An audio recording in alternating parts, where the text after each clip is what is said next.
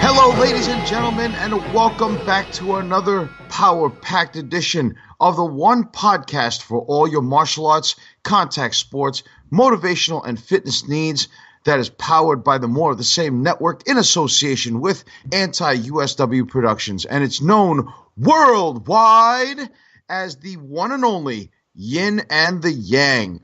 Welcome to episode 12, ladies and gentlemen, and as always, I am, as I've been for the last 4 decades, the Yin, known as Anthony Chu, also known as Chuzilla, the ultimate thriller, baby.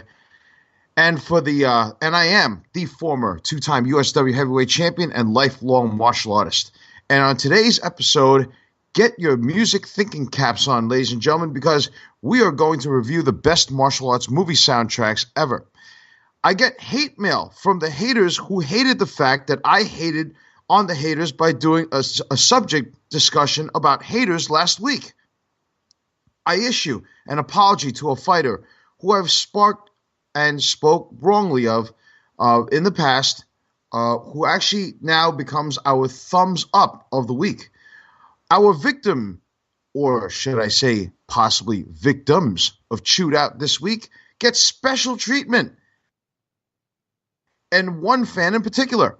And we get our fan mail, we get a progress report from my inimitable co-host, all that and a lot more, ladies and gentlemen. And now to join me in this campaign to smarten up the masses of Chew's commandos and Mormon's militants, please allow me to give him his proper introduction.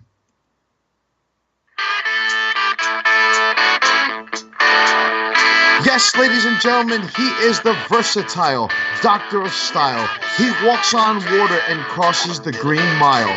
He is wittier and faster than a projectile. He is out and basically working out and has fast food denial. Stiff upper lip. He is the owner, operator, curator of the More of the Same network. And ladies and gentlemen, he's the podcasting lion, Mr. Co-host to you, Larry. I was Paul Bearer for 10 seconds this weekend, Mormon. How long was I? How long? Oh, okay, I got you now. I get it. You were Paul Bearer for 10 seconds. Yeah, just about. That's what it felt like. They rushed me through so much. Oh, we're going to talk a lot about that because I'm sure this is going to come up in more than one segment. I know you had a massive packed week this week. I know for a fact I had a really massively packed week this week. And as I said, we're going to break a little kayfabe here, folks. We record on a Sunday, and man, Sunday's not even over, and we're going through some crazy, crazy stuff this past weekend. So you want to start off, brother? Go ahead. It's been busy. I had a full weekend. I attended out here on Long Island, Ace Comic-Con. Out here at the NYCB Live, home of the Nassau Veterans Memorial Coliseum. And I didn't go today. I had a 3-day pass. I opted not to go today. More because I really just hit everything I needed to hit. More? M-O-R-E this time. Oh, I thought you meant M-O-H-R. Not yet. That will be later. You see how dedicated he is, fans? You see how the man works for his network? He's a living testament as to how much motivation and how much drive this man has to take care of his network and his stars, of course. And I was also my informants, a.k.a.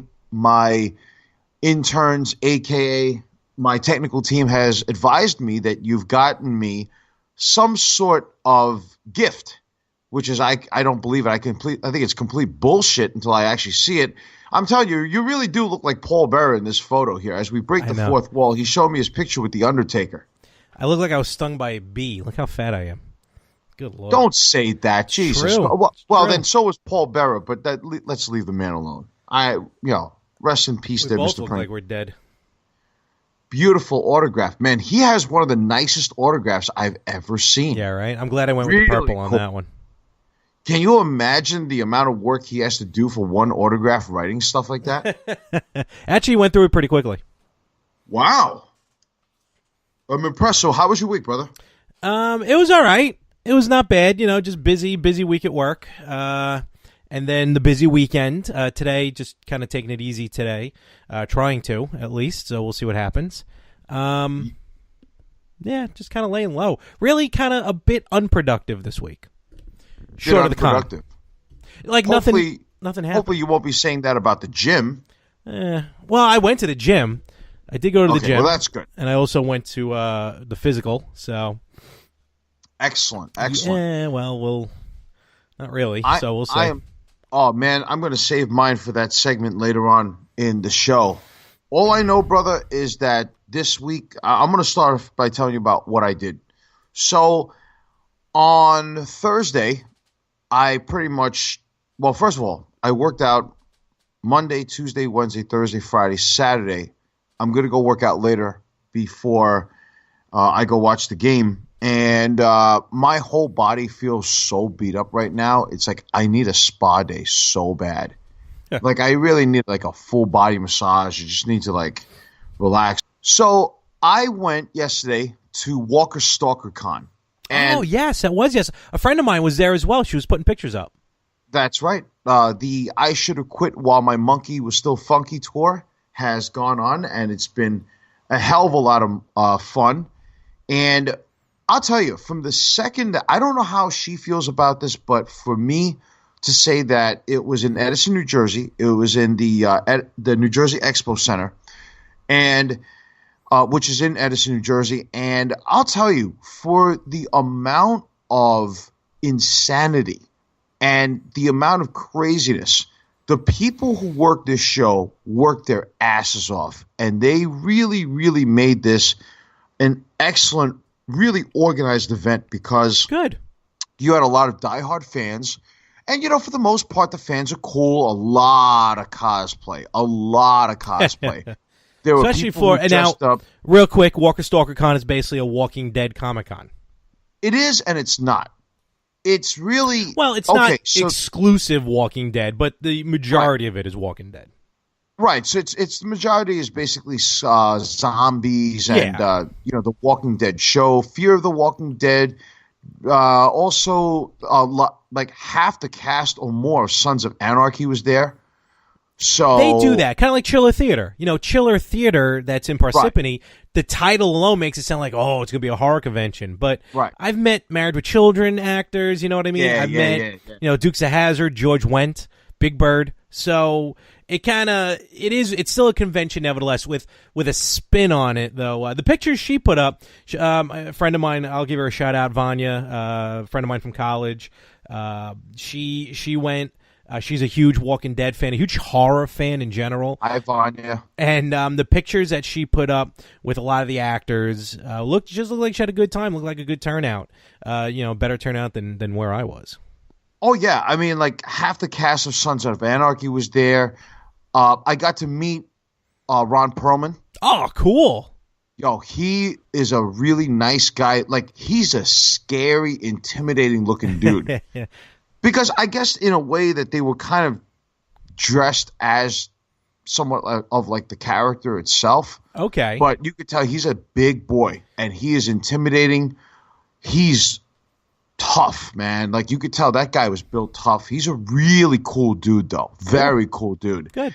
From the second I met him, he put his hand out to shake my hand. And he said, who am I meeting? And I told him, I said, Mr. Perlman, I said, I'm the former two-time USW heavyweight champion. He goes, professional wrestling? I said, yeah. He goes, oh, man. He goes, I'm a pretty avid WWE fan. I do watch wrestling, especially back in the 90s, but I still keep up with it and stuff. He goes, that's awesome. He goes, a champ meeting a champ. And I'm like, yeah, I met Hellboy, baby. I was going to say, that's Ron. I liked him in Hellboy. He was awesome. Yeah, Ron Perlman is a great actor. I met him.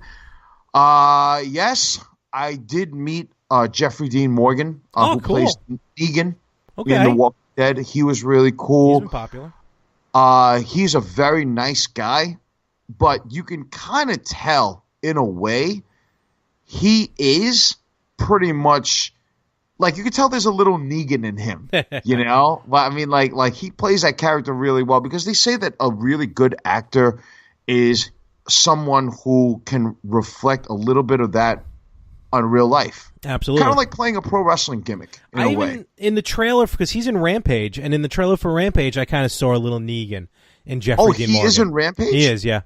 Oh, okay. Well, I definitely want to check that movie out for sure, you know? Mm-hmm. So Jeffrey Dean Morgan was really cool. I got to meet the guy who plays Morgan in the show. Okay. He was really nice guy. And I got to – oh, yes. So I went up to Christian Serratos, who plays Rosita on the show, The Walking Dead. Okay. And I went up to her, and I kind of channeled my inner Larry, and I said – You got into a fight with her? No. The opposite. Actually, how can you get into a fight with a woman? I've gotten into many fights with many different celebrities at many different cons. Guys, gals, this is the same person who actually got into a fight and got blocked by JWoww, right, on social media? Pretty much, yeah. I'm proud of that one. So I went up to Christian Serratos, and I said to her, I realize that I'm a very big fan of yours, and really liked you in a lot of the films that you did. But I'm only going to have one opportunity to say this. Oh, jeez. And I just wanted to let you know that I do know that you just had a young one. I hope she's doing well. Was it he or she? I'm not sure. So I just said, I hope your young one is doing well. And I realize that you have a boyfriend, but I only have one opportunity to ask you this, and I got down on one knee, and I didn't give a shit what anybody you thought. are so corny with this. Is there any way possible in hell that I can actually just marry you? I don't ask for much in life. I'm a very simple human being. She laughed. She actually kind of like probably, and she took it in straight to shut up, you hater. And yeah, when my hand goes up, your mouth goes shut. Now, sorry. So she kind of like just kind of did that like graceful queen kneeling thing, I guess, or that princess kneeling thing. And she goes, well, I'm sure I'm going to be asked that soon. I said, but wait a minute. I said, if I asked you before your boyfriend did, isn't there something wrong with that? I beat him to it. And she goes, good point. Good point. I never thought of it that way. And I said, you know, Miss Serratos, just to let you know, one day, if he ever makes any mistakes and treats you unfairly, I said, when Batman has a call signal, there's a spotlight right out there in the sky of a bat. I said, for me, I'm gonna notice a spotlight with a panda up on the sky. And I said, that's when I'll know it's time for me to marry. Oh my God. And she actually gave me a hug about it. She was really nice. She gave me a hug, and she was like, you know, I've never been asked or proposed this way. This is the craziest thing ever, but really, really cool. She goes, you have a quick wit, don't you? I said, yeah, I do. I said, it's a Brooklyn, New York thing. What do you mean quick wit? You've been using that stupid thing on celebrities and women for like 20 years. I don't know what the hell you're talking about. Quick wit, please. Oh, and then, by the way, I went to Lauren Cohan, who plays Maggie. She was there? On the show. Nice. Yes, now her. She was there. Jeez, yes. And you know what, Larry? I did the same fucking thing, baby. Right at the next table over. And she was actually not too far away, but she was actually in a different room. Okay. So, or in a different area. And I did the same thing. And you know what? I don't give a shit. And she actually said to me, well, I am single. I'm like, oh, yes, thank you, God. Thank you. I was like, this is greatness, man. Total greatness. And I actually said to her, one of my favorite works of hers is actually not The Walking Dead. Wasn't she on Supernatural? I believe. No, I know she was on Chuck. That's where I first saw her. Okay, I saw her, I believe, on Supernatural, and she was really good at that. I think that was kind of like one of her breakthrough roles, and you know, because you know she is American, right? She's born and raised in Philadelphia, but then she moved to England. Oh, okay, I was gonna say she had an accent. Yeah, I told her, I said, I want to share a plate of black pudding with you, or a bowl of black pudding with you. Good thing you didn't say spotted dick. She's like, wow, that's not nice at all. That's a food delicacy over there in England. I forgot what it is, but there's a thing called spotted dick. Yeah, you know, don't blame me. Blame the Brits. Yes, that's true. So I got to meet. Now the line for. Now I was really lucky because I got there really early and I got to meet Jeffrey Dean Morgan. The people that got the most play was Michonne. Okay. Denai Guerrero. God, I can't even say her last name. But Denai got a huge line. Mm-hmm. Herschel, the guy that played Herschel, got a huge wow, he's still going. line. His character's been dead for a Scott while. Wilson. No, I mean, yeah, but I mean, he's a very memorable character. Okay. The only person I really wished that was there was Stephen Yeun. At least if he was there, I didn't see him.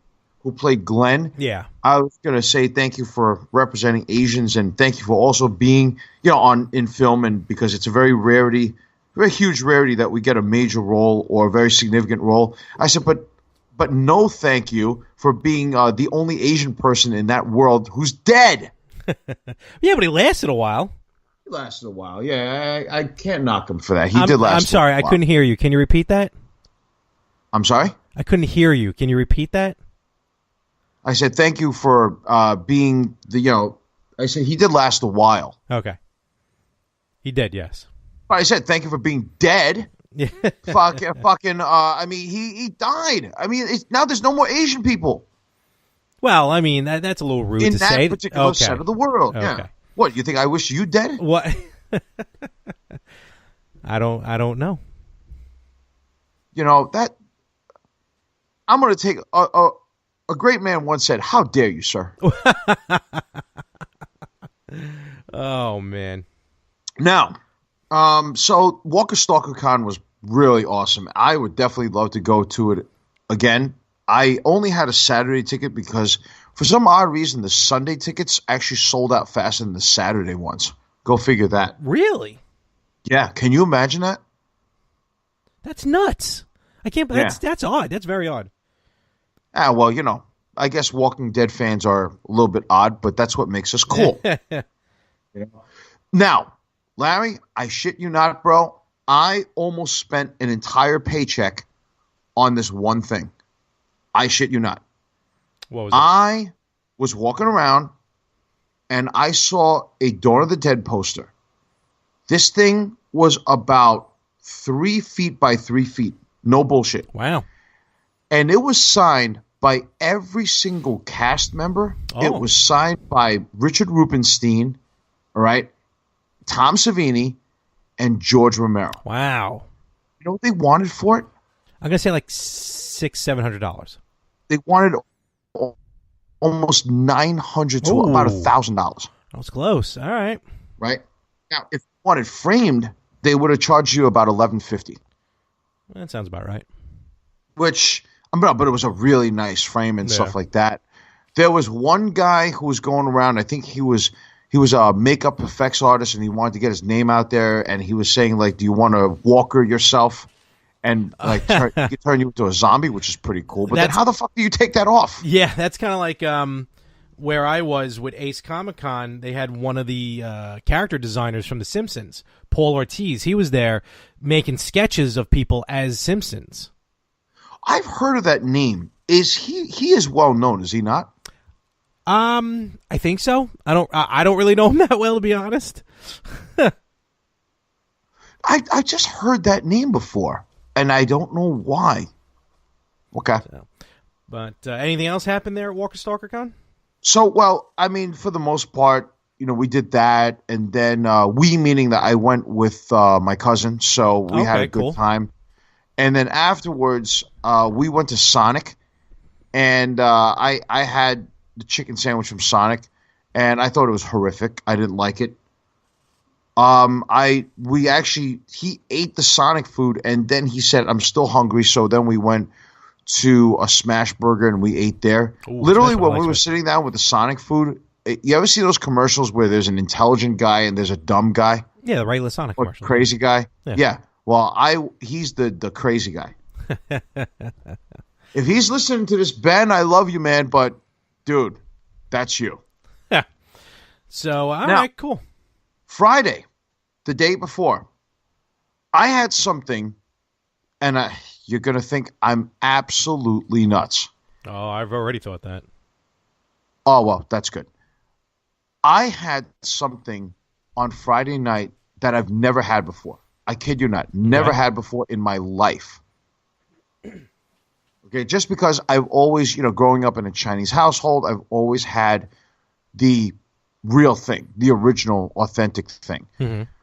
For the first time in my over 40 years of existence on this earth, I have actually had with brown rice and broccoli, I actually tried boneless spare ribs. You never had it before? I've never had it before. Wow. Because you see, here's the reason why. Because in my household, my father makes it. We don't, we call it char siu, which is roasted pork. Mm-hmm. And we go out to a restaurant, we get the authentic, the real thing. Boneless spare ribs are a complete knockoff. Oh yeah. Of it. It's like a boneless chicken wing. Right, and I've never had it before. And I have to say, with the way that this place made it, it was damn good. I gotta say, with boneless, I love boneless spare rib. It's easier to eat, and it's just a little bit. I don't know. I just like it better. Depending on where you go, though, it can be a hit or a miss. That's true. That's true. There are places that they don't make it. And what's interesting about this place is that, like they say, don't use the same knife or cutting tools for raw meat and cooked meat. This place actually did that. They had two knives, one for the raw and one for the cooked, which is great. That's really good health standards. Yeah. And most places don't do that, No, that's very true. That's cool, though. It sounds pretty good. It sounds yummy. I've never had boneless spare ribs, and I just thought it was pretty good. So that was interesting. I had broccoli with very light sauce. I like garlic sauce, seriously. Okay. Pretty good stuff. If you're ever out here on the island, rice. I know a good spot that has some good boneless spare ribs. Wasn't that the same place that you ordered from when you were doing the Better Half podcast? And I think that you guys were eating while you were talking on the... You listen. Holy cow. Listen to who you're talking to. Look at who you're talking to. Recognize who you're talking to. Do I lie to you? Do I lie to you? Don't answer the question. Do I lie to you? Of course not. I listen. I'm a loyal, avid fan. Even though Messina made fun of me, all right, and try to and then you instigated and egged on and enabled this situation, this interpodcasting war. I'll be honest with you. I listen to it. I'm a loyal fan of the show. I subscribe to you, More 365. I listen to every podcast that comes out because, listen, quite frankly, I drive an hour to work and I drive an hour from work. Podcasts actually really, really, they take up a good amount of time, so it keeps me busy. It keeps me on the road. And I pretty much listen to one podcast within one trip, which is pretty awesome. And, everyone should be listening to the More of the Same network for all the podcasts that are on the network, which we'll talk about later. They want to subscribe to you. How do they do it? Pretty much anywhere you listen to podcasts, just do a search for the Yin and the Yang podcast, the Better Half podcast, the Retro Gamers. You can find us on YouTube. You can find us on Spreaker, iTunes, Amazon Alexa, iHeartRadio now. We're on all the shows. So you can definitely, and of course on Facebook, just do a search for the shows. But if they want to subscribe to you, is it More 365? Oh, me personally, yeah, MOHR 365. Beautiful. By the way, on Spreaker, I don't know how many of you guys have actually seen the stat, but if you look at Spreaker, we've gotten nearly around 800 possibly or more listens. We've had several hundred downloads, which is great. Yeah, man. And once again, we do have you, the fans, to thank for that. So we really, really appreciate it from our hearts. We certainly do here at the Podcast Network. So we appreciate it. Keep liking them. Subscribe. Forward it to all your friends. Let the world know about the More of the Same network.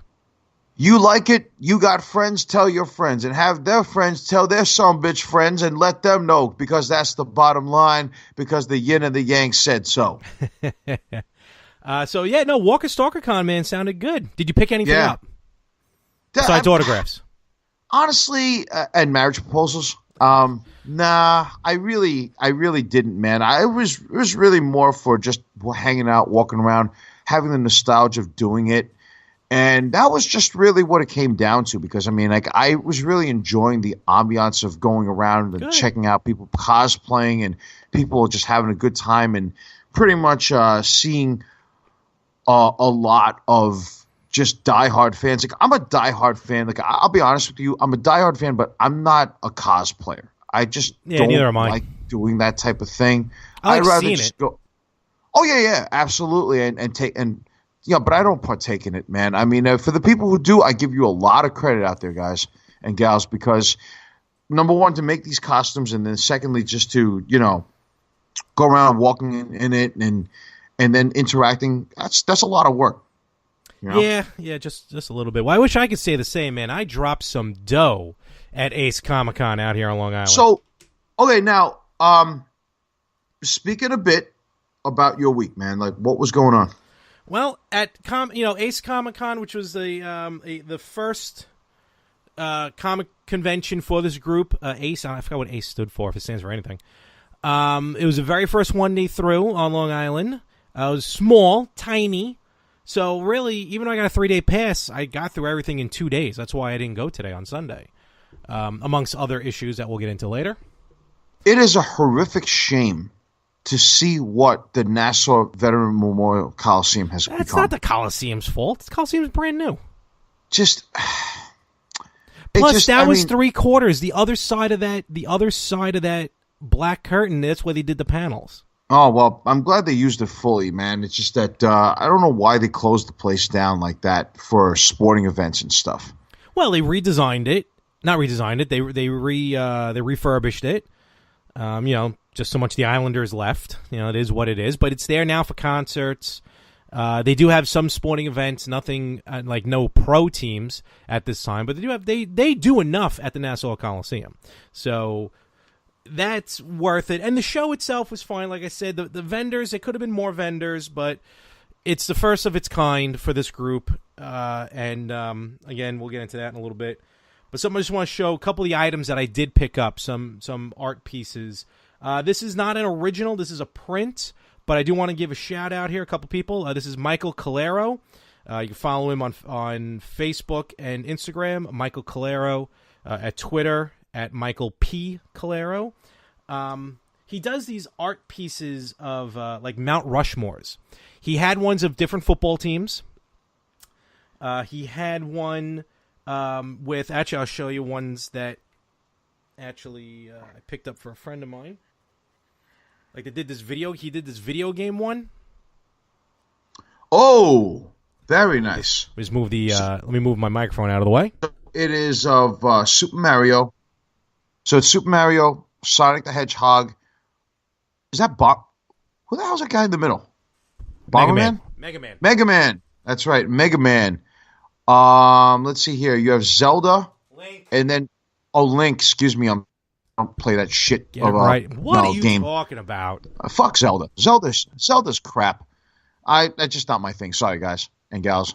And Pac-Man is in the sky. Now that's my man. Pac-Man's awesome. So that's awesome. Yeah. So this was this. I also picked up. He asked for a couple of them. So then I picked up this one. You're gonna like this one. You're gonna be a little jealous of this one, I think. Oh, fuck you. Really? So Mount Rushmore of the horror slashers. Freddy, Michael Myers, Leatherface, and Jason. Now that's awesome. I'm a big Freddy Krueger fan. So, and then for myself, I picked up this one, which I've already framed. An even bigger fuck you. He has a Mount Rushmore art piece that he's showing me here of Hulk Hogan, Andre the Giant, Ultimate Warrior, and Macho Man. And it says here, what? It's signed by the creator. Oh, it's signed by the creator. Okay, well, bigger F you, Larry. Really? So I got that. I got this. I'm not even going to ask you how much these are running you. Oh, that was only $20. What? Yeah. For that? It's a print. It's not an original. It's just a print. Holy. Yeah. Now, this was an original. He's showing me here a picture of Godzilla versus Pacific Rim. Who the hell's that? The movie Pacific Rim. Oh, okay, the movie Pacific Rim. Well, this is an original. I still like Godzilla. And this is what it looks like. The guy threw this in for free. This is the print, but in color. Same thing. Oh, wow. Now that's outstanding. But this is the original artwork, what I'm showing right now to Anthony. Whoa, very nice. Signed by the artist. He had a lot of Transformers stuff that he did. He had a gorgeous Voltron, but when I saw this, Pac Rim versus Godzilla. The car Voltron or the lion? Lion. What are you kidding? Car Voltron. How dare you? Well, the car Voltron is pretty awesome. Oh, no way. It stinks. Well, there was like 16 pieces to that toy. It was terrible. Well, you don't like Voltron, and I don't like Zelda, so I think we're even. I didn't say I don't like. I love Voltron. Yeah, but you don't like the car one. I wasn't crazy about the car one, but I still recognize the how good the show was. Fuck Zelda. Then I picked up a couple of these are pretty cool. They're like mock magazine covers. Okay. They're so good. For a minute, I had to look at it again and be like, wait a minute, I don't remember this being a cover. So here's one cover, a fake Maxim magazine with Mary Jane dressed as Spider-Man. Nice. And another one, a fake Rolling Stone cover with Jessica Rabbit. You know, that is wild. That's cool. I don't like Roger Rabbit. I just wish he was Why dead. Don't you, God? Roger it's Rabbit. okay to like something that everyone else likes. Nah, no thank you. But Jessica Rabbit is, terrible. Spot on. And then finally, I got this another artist. I again like to give a shout out to Catherine Calamia. Hopefully, I'm pronouncing her last name right. Calamia online on her lot of social media. She's known as Comic Uno, 2 words, Comic Uno. She does this one comic book called Like Father, Like Daughter.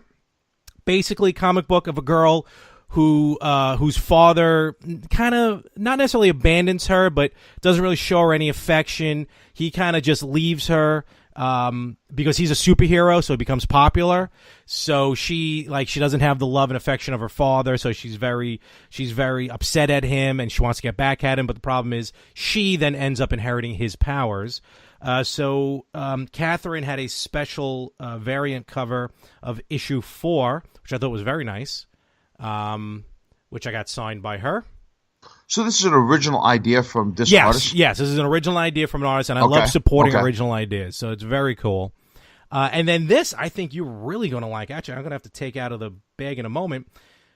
Same woman, Catherine Calamia, Comic Uno, does another, and this is the first issue. It's a limited edition black and white cover called The Dancer. And if I understood the premise correctly, and I apologize if I'm getting it wrong, it's a woman who's a ballet dancer in the morning by day and a assassin at night.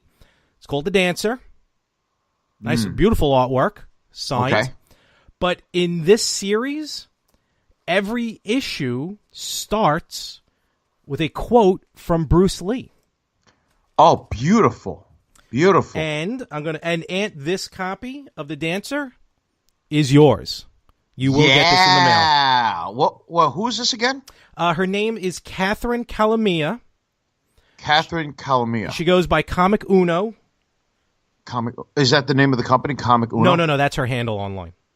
Oh, I'm sorry. The name of the company is, I think the name of is Short Fuse. Short Fuse Comics? Fuse, I believe so. And this one, martial arts, gritty, psychological movement. They call her The Dancer. I think I'm in love with her. Here we go. Created and written by Catherine Comic Uno Calamia. There is nothing hotter to me in this world than a woman who does martial arts. It's just something so amazing about that. So here's the quote from the first issue. Do not pray for an easy life. Pray for the strength to endure a difficult one. Bruce Lee. It's very, very true. I mean, the artwork is absolutely beautiful. I mean, it's all black and white, but it is very, very beautiful. Good work on this. She was very nice, very much of a sweetheart. And, that's what it was. That's right. She comes home from ballet dance or something one night and sees her parents get shot. So she saw her parents be killed. Kind of like a Bruce Wayne thing. Kind of, sort of. So yeah, okay. Oh, she has some other stuff coming up. Well, maybe not her, but All right, so I got a lot of cool stuff there. So I'm going to put that back in the packaging. I don't want to get that ruined. Give this girl a plug one more time, please. Absolutely. Comic Uno. Her name is Catherine Calamia. You can actually find her if you go to YouTube and do search for, all one word, Hayden Claire Heroes. There'll be links in the description of this podcast for her. And I did tell her about the podcast. Oh, excellent. So, I did tell her about the Retro Gamers, so it was very good. Just remember, Miss Calamia, I am the mothership. Actually, no, I told her about the Yin and The Yang. So, well, I would certainly hope so. And that was my haul from, and on top of the Undertaker autograph. So that was my haul from Ace Comic-Con. That was the good stuff from Comic-Con. I ran into a fan of ours, a listener of the show, Glenn Notaro. Glenn Notaro. Glenn Notaro. So, because he works, he actually works at Nassau Coliseum. So he was. Oh, does he really? Yeah, he does. He does like the. I don't know what he was exactly doing. I think he was kind of like an usher of some sort. It was pretty cool though because he was working over by where Ezra Miller, the Flash from the Justice League, was signing, and actually Ezra Miller gave him I don't want to say if it's free or not, but gave him an autograph. Beautiful, yeah, man. So that's kind of cool. Hey, Glenn is awesome, man. And Glenn, if you're listening to this, I think Larry does need a co-host for Pro Slam World podcast because I wrote to him on Facebook and he said that he's doing all right. So I'm glad you caught up with him. You know what I mean? We got to go back to our watering hole, B-Dubs, because that B-Dubs in Hicksville is my favorite place. Yeah, that is a good one. That's a good one. That is the best B-Dubs out there. I have to say, because with the Undertaker autograph, I had to get it signed on a lamination. So I was really going back and forth between the black or the purple. It was a paint pen, black or purple. I gotta say, I mean, Undertaker's color to me is purple, but that color definitely pops. Agreed. That really pops well because it's a good contrast against the black lettering. Yeah. That's already there, you know what I mean? So it stands out, which is really nice. Cool. All right, man. Anything else happened during the week? That was good. Yeah, that was pretty much about it. Okay. Holy shit, I think we have a show to do, dude. Yeah, we're only about 40 minutes in. All right. Ladies and gentlemen, enough about us. Now it's time for you guys to talk about us. No, I'm kidding. All right, so here we go. The first order of business in this show this week is I got to say something here. I was looking at a lot of the email responses after we did this one segment last week called Haters. Now, when we did this, I had a personal reason why I did it. I also did it for Samuel, who is one of our listeners, along with his fraternity. Guys, please send me the name of your frat so I can give you a shout out on the show. And we do appreciate it. And he wanted us to do a segment on haters, and we did. And I got good feedback and I got bad feedback. The good ones pretty much are, hey, you guys are absolutely right. It's the hell with what people think. I've had somebody else say to me, well, look, it's very hard to be pretty much, very, very defiant or very, very revolutionary or stand out or being unique in a world full of people who just want you to conform. There's this one other one that was written to me that says, hey, guys, I'm glad that this is not the usual format of any other podcast. You guys are doing it your way, and that's all that really matters. The hell with what people think. Fuck the haters and all this other stuff. But then you got people who wrote this to me, and this is really interesting. Well, we really think that what you're saying is a gimmick, being champions of what you did previously. I don't think that you really did. Well, how do you know that? And then he said, this one guy wrote, what authority do you guys have to basically justify anything that you're saying? And okay, fine. We'll take the response. We've had this one other person basically say that this podcast is not cool. I don't like it. There's no content. You talk so much about other shit than martial arts that you deviate from the subject. And I'm like, What the? I'm like, you're kidding, right? What do you want me to do? You want me to be, I want to have fun. I want to be able to mix with people. I don't want to be, a fucking grumpy old man, like, motherfucker, man. It's like, we're going to do it our way. And again, you are listening to us. We're not listening to you. So the fuck, we don't care. Look, do me a favor, pal. Whoever, and this guy's name on the email is basically Forgotten Dragon. All right? Do me a favor, pal. Yeah, there's a reason why you're forgotten, all right. Go stay back down in the basement, all right, in your little Twitter machine or your little computer down there. Order yourself another pizza and just shut the hell up, all right? Because, quite frankly, we don't care. As long as the majority of people, love you and support you and they think you're doing a good job. And, guys, it's like we said to you before. We do the show because we enjoy it and it's for the people. And, if you guys feel like there's something that you want us to talk about, something that you want us to focus on, or anything that you want us to add or take away from the show, this show is just as much yours as it is ours. Mm-hmm. And we really, really want the show to go on a right path where our listeners, are happy. So that's really what's important, for at least to me, and Larry agrees. So, really, really want you guys to enjoy it. I don't want you to, listen to it because, you're forced to listen to it or your friends are listening, so you have to listen to it too. We want you to enjoy it, so fuck all the haters out there, I mean, really. So, but all feedback is welcome. You did notice that I didn't just read the good ones, Yeah. So you got to read them all. It's like the title of the show, man. One does not exist without the other. Right. Hate does not exist without love or like. I mean, co-hosts don't exist without co-hosts. Absolutely. I wouldn't be. You would not be here if I wasn't. Your podcasting career is based on me. Oh, I'm sorry. I think that I just received a text message from MLW Radio. That doesn't scare me anymore. Oh, really? Okay. I've seen the listening numbers. Oh, funny. One day when I start working for Jim Cornette and Brian Last, you'll know why. All right. You know what?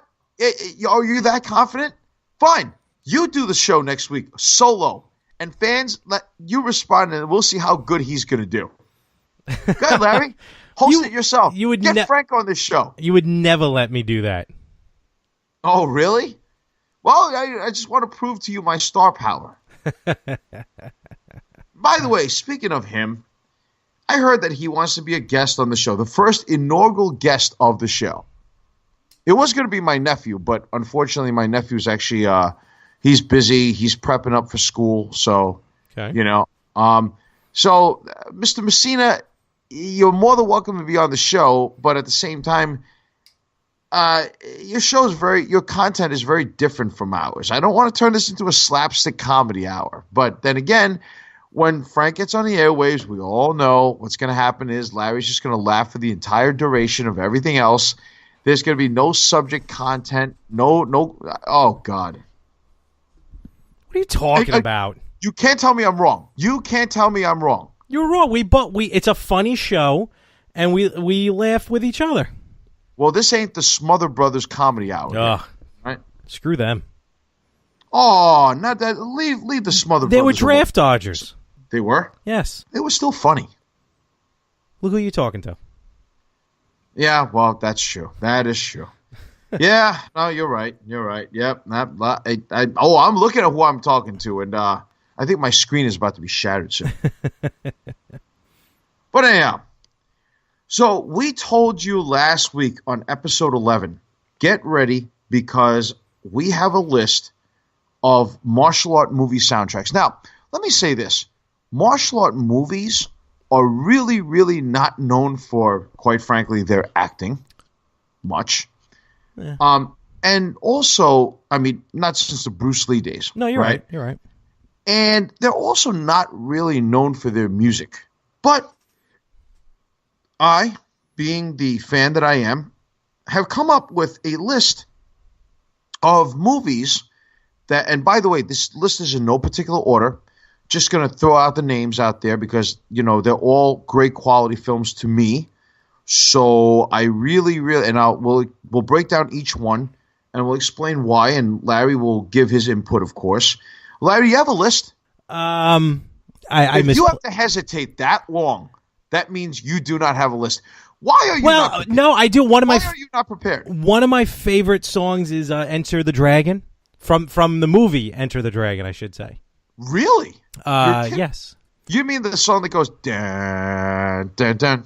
Well, I'm sorry. No, I'm getting my movies mixed up. The Way of the Dragon. Excuse me. Joseph Coe does introduction. Does a tremendous our intro job. Song. Yes. That's probably the only one that's in your head right now, isn't it? Absolutely. I've been at Comic-Con all weekend. Oh, in which, by the way, I do have we'll get back to that one because that seems to be one of the fan questions. So we'll hold that one for a second, but okay.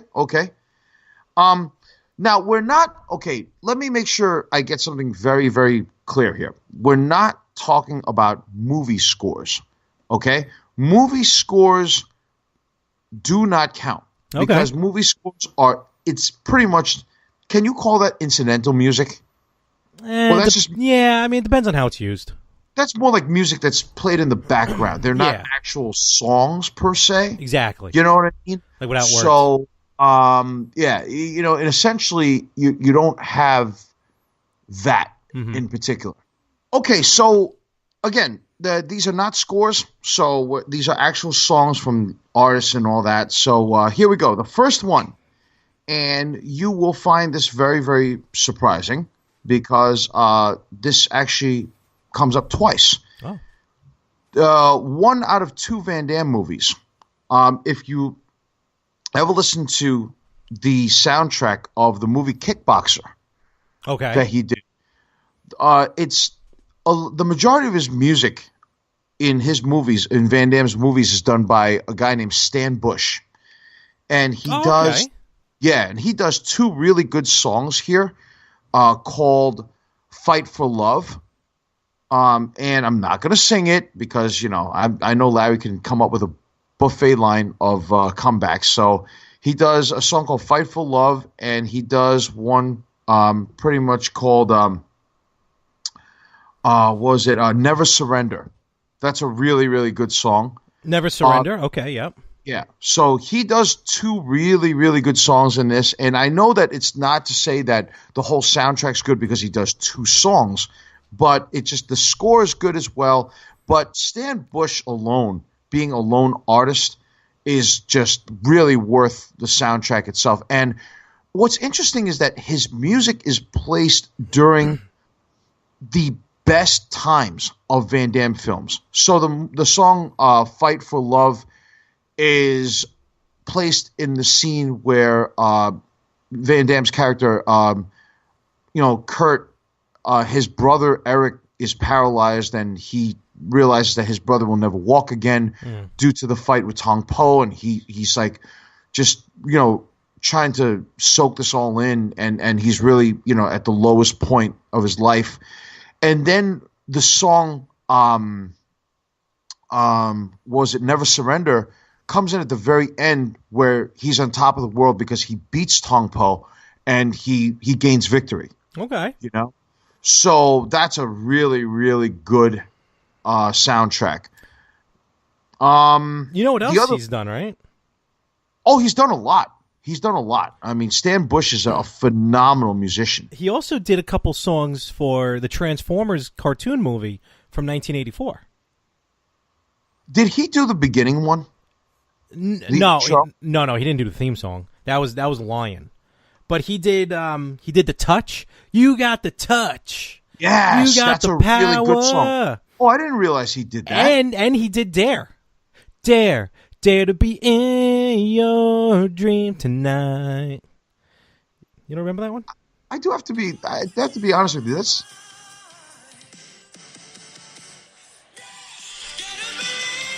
oh shit, that is him. Oh my god, dude.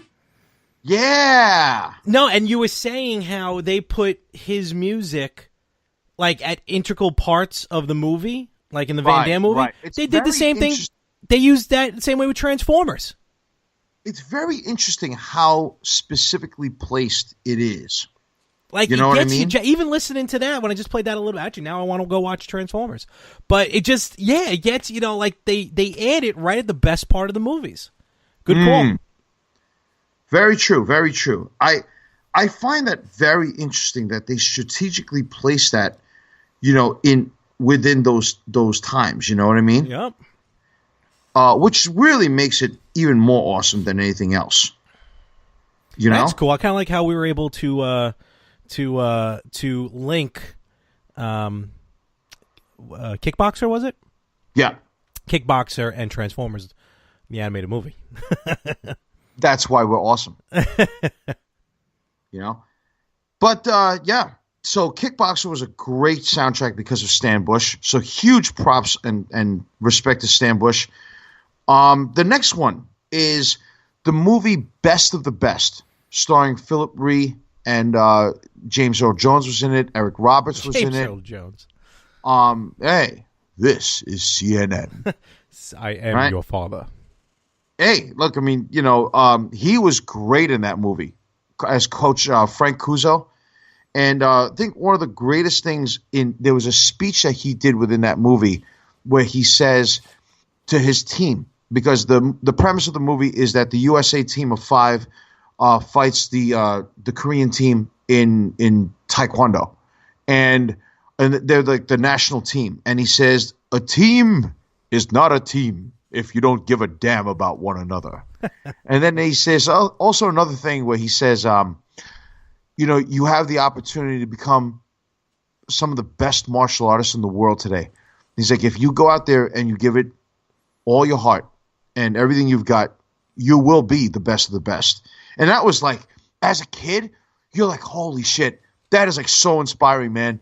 And I remember I saw that movie in the theaters. It was with my dad. My dad, I got to give my dad a lot of love because my mom hates violent movies. Like, she just absolutely hates violent movies. My dad, as strict as he was, when growing up and all that, he would fucking take me to see like goddamn Bloodsport, fucking Kickboxer, Cyborg, fucking Above the Law and shit like that. It was just funny as hell. It was funny as hell. Like, my dad would take me to go see the most violent fucking movies. No Holds Barred. This shit was the best. Fucking awesome. What's that smell? Dookie. Fucking so yeah, Best of the Best had this one song in it called got it. Jim Capaldi did a song called Something So Strong. And it's an amazing, very uplifting song because it talks about the very bare beginning of accomplishing a mission.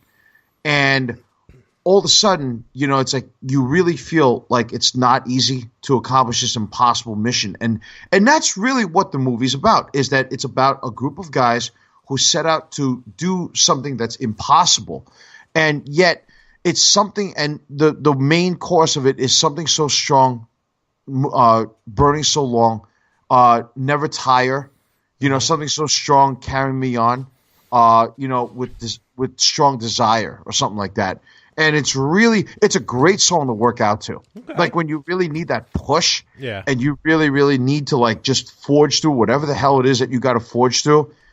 It's a great song to come on. Like, I remember they allowed me in the gym at work to put together the soundtrack or the playlist that I want. Man, I was like so tired from the circuit training that we had one more round, and when that song came on, like perfect timing, I was like, yo, I pushed myself really, really hard. So that's awesome. So yeah, so Jim Capaldi did Something So Strong. The next one, you may find this very surprising. Not to, I don't want people to think, oh, well, he doesn't like shit going on now, and he's just a throwback and blah blah blah. If you ever listen to this, to the soundtrack to Never Back Down, remember that movie? Never Back Down. Yeah. Right, with Sean Farris. Yep. And Jaimin Honshu. Right, and Never Back Down is a movie that came out in 2010. It is from what I believe it was the very first film to feature mixed martial arts from the beginning to end. Right, and it's kind of like a modern day Karate Kid type theme. Mm-hmm. And there were two groups, and I don't even know if it's the same group, but one of the groups is called Red Jumpsuit Apparatus. Oh, I've heard of them. Yeah. So they did they did a song, I think it's called it's Time to Let It Go or something like that. Oh, A False Pretense. That's what it's called. False Pretense. There's another song, but done by a different group called it's like Wake Me Up Inside. Tell Me There's a Reason. That's a really good song. Let's see. That's then the end. Wait, that's not Evanescence, is it?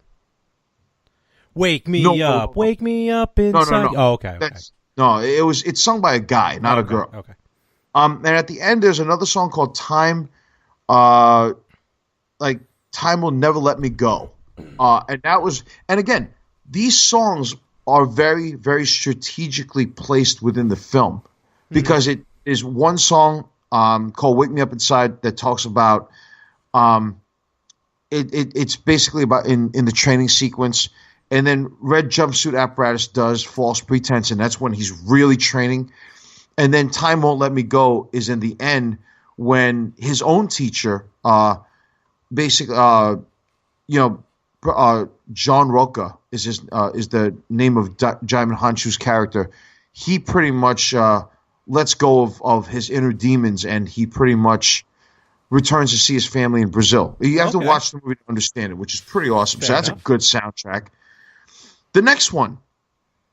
Have you ever heard of the movie starring Mark Dacascos and Joffrey Lewis called Only the Strong? Ooh, that does sound familiar. It was a movie made in 1993, and of all the people that went to see it with me in the Kings Plaza Mall, because that's the only place they actually showed the movie, right? Get out of there alive. Yeah, it's pretty crazy out there right now. But this was before the mall went to shit, kind of, sort of. And our good podcasting brother, Anthony Rippo, went to see the movie with me. Did he really? Yeah. I don't think he liked the film at all. I loved it because it was the very first movie. Only the Strong is the first and I believe only movie till this very day that features the art of capoeira from beginning to end. Really? And yes, it is the only movie. And I mean, it's a cheap, low budget production film. I don't even think it grossed $3 million nationally. But it was made with like a $1 million budget or something like that. Okay. And the movie's about an ex-forces character named Louis Stevens who returns home after serving in Brazil in the army. And he basically comes back and he rehabs the 12 of the worst kids in his old Miami high school, right? And he uses the art of capoeira to basically change these kids' lives. And he fights a guy whose name is Paco Christian Prieto. In the movie, his name is Silverio Oliveras, and the guy looks like Razor Ramon, basically, because it's set in Miami, you know. Okay. And literally, the dude looks and acts like Razor Ramon, Scott Hall, right? And the movie, what I love about the soundtrack is the idea that the soundtrack itself is mainly capoeira music done by a guy named Serpis Bay, who's from Brazil. And it's sung in Portuguese, in Brazilian Portuguese, and it features an instrument called the berimbau. Now, for those of you who don't know what a berimbau is, and not to get all musical on you guys, it's a one-string wired gourd attached to a stick, a long, very tall, probably 4 foot, 5 foot stick. Mm-hmm. And it has this resonator that you press up against your stomach. And every time you take this one gourded or this wire and you hit the gourd, the string, it makes this really weird, like, wong, wong, wong, wong, wong, mm-hmm. Type of really weird sound. And it was the first time in my life I've ever seen the movie, the first time I've ever seen the art of capoeira. it really fascinated me. It was also the first time that I've ever heard the berimbau instrument, and the movie is really awesome. Because Mark Dacascos is one of my favorite actors. I actually have his autograph too. Oh, cool. He's also doing another movie, from what I was told, and I follow him on Facebook and Instagram, about capoeira with a famed master that trained him for Only the Strong, called Joselito Amin Santos, which is he's a great capoeira master. So yeah, definitely Only the Strong for sure. By the way, the only reason why I've never taken the art of capoeira, and I always have wanted to, is number one, it's kind of intimidating for me because a lot of it is very acrobatic. You have to sing Really? during. Yeah, it's a requirement for you to sing in the classes, and you have to sing it in Portuguese, which is what all these songs are in. So inevitably you have to learn another language. I have a Wing Chun brother who actually transitioned to capoeira, and he's very good at it. I think he's a master at it. Lives in Sweden, and he's really good at it. So one day I will, but I would love to learn how to play the berimbau. That's cool. Let's see, another movie that I give a lot of credit to that I like, and one more time, another Van Damme movie, Bloodsport. Ooh, all right. Right now, that is my favorite. Well, one of my favorite Van Damme films. Bloodsport is the one that kicked off his career, made him like a massive star. And again, it features the music. The score is phenomenal. The background score is phenomenal, but it once again features the music of Stan Bush, who does the song On My Own Alone. And it features a song called Fight to Survive. Okay. Which is really awesome. And again, it's strategically placed within the best parts, the definitive parts of the movie, through the worst and his best times, which is pretty cool. So it was also the very first movie I've ever seen that features different styles of fighting, which is really interesting. Oh, really? Yeah. Very, very first movie I've ever seen personally. And it's not one art. It's many, many, many arts, which is pretty cool. So you see a sumo guy. You see one guy that kind of does a capoeira style. One Van Damme's a karate guy. You got another. So everybody represents a different nation and has a different way of fighting, which is pretty interesting. Okay. Let's see. Okay, now I'm down to my last three, right? And so there's 8 altogether. I'm down to my last 3. Dude, the one movie I have to mention, and it's not because I'm a Brandon Lee fan, but because the movie is just that good, and I love the music. Rapid Fire. Oh, okay, yes. You've mentioned it before. I mentioned it before. There's a group called Hardline. That's the name of the group, Hardline.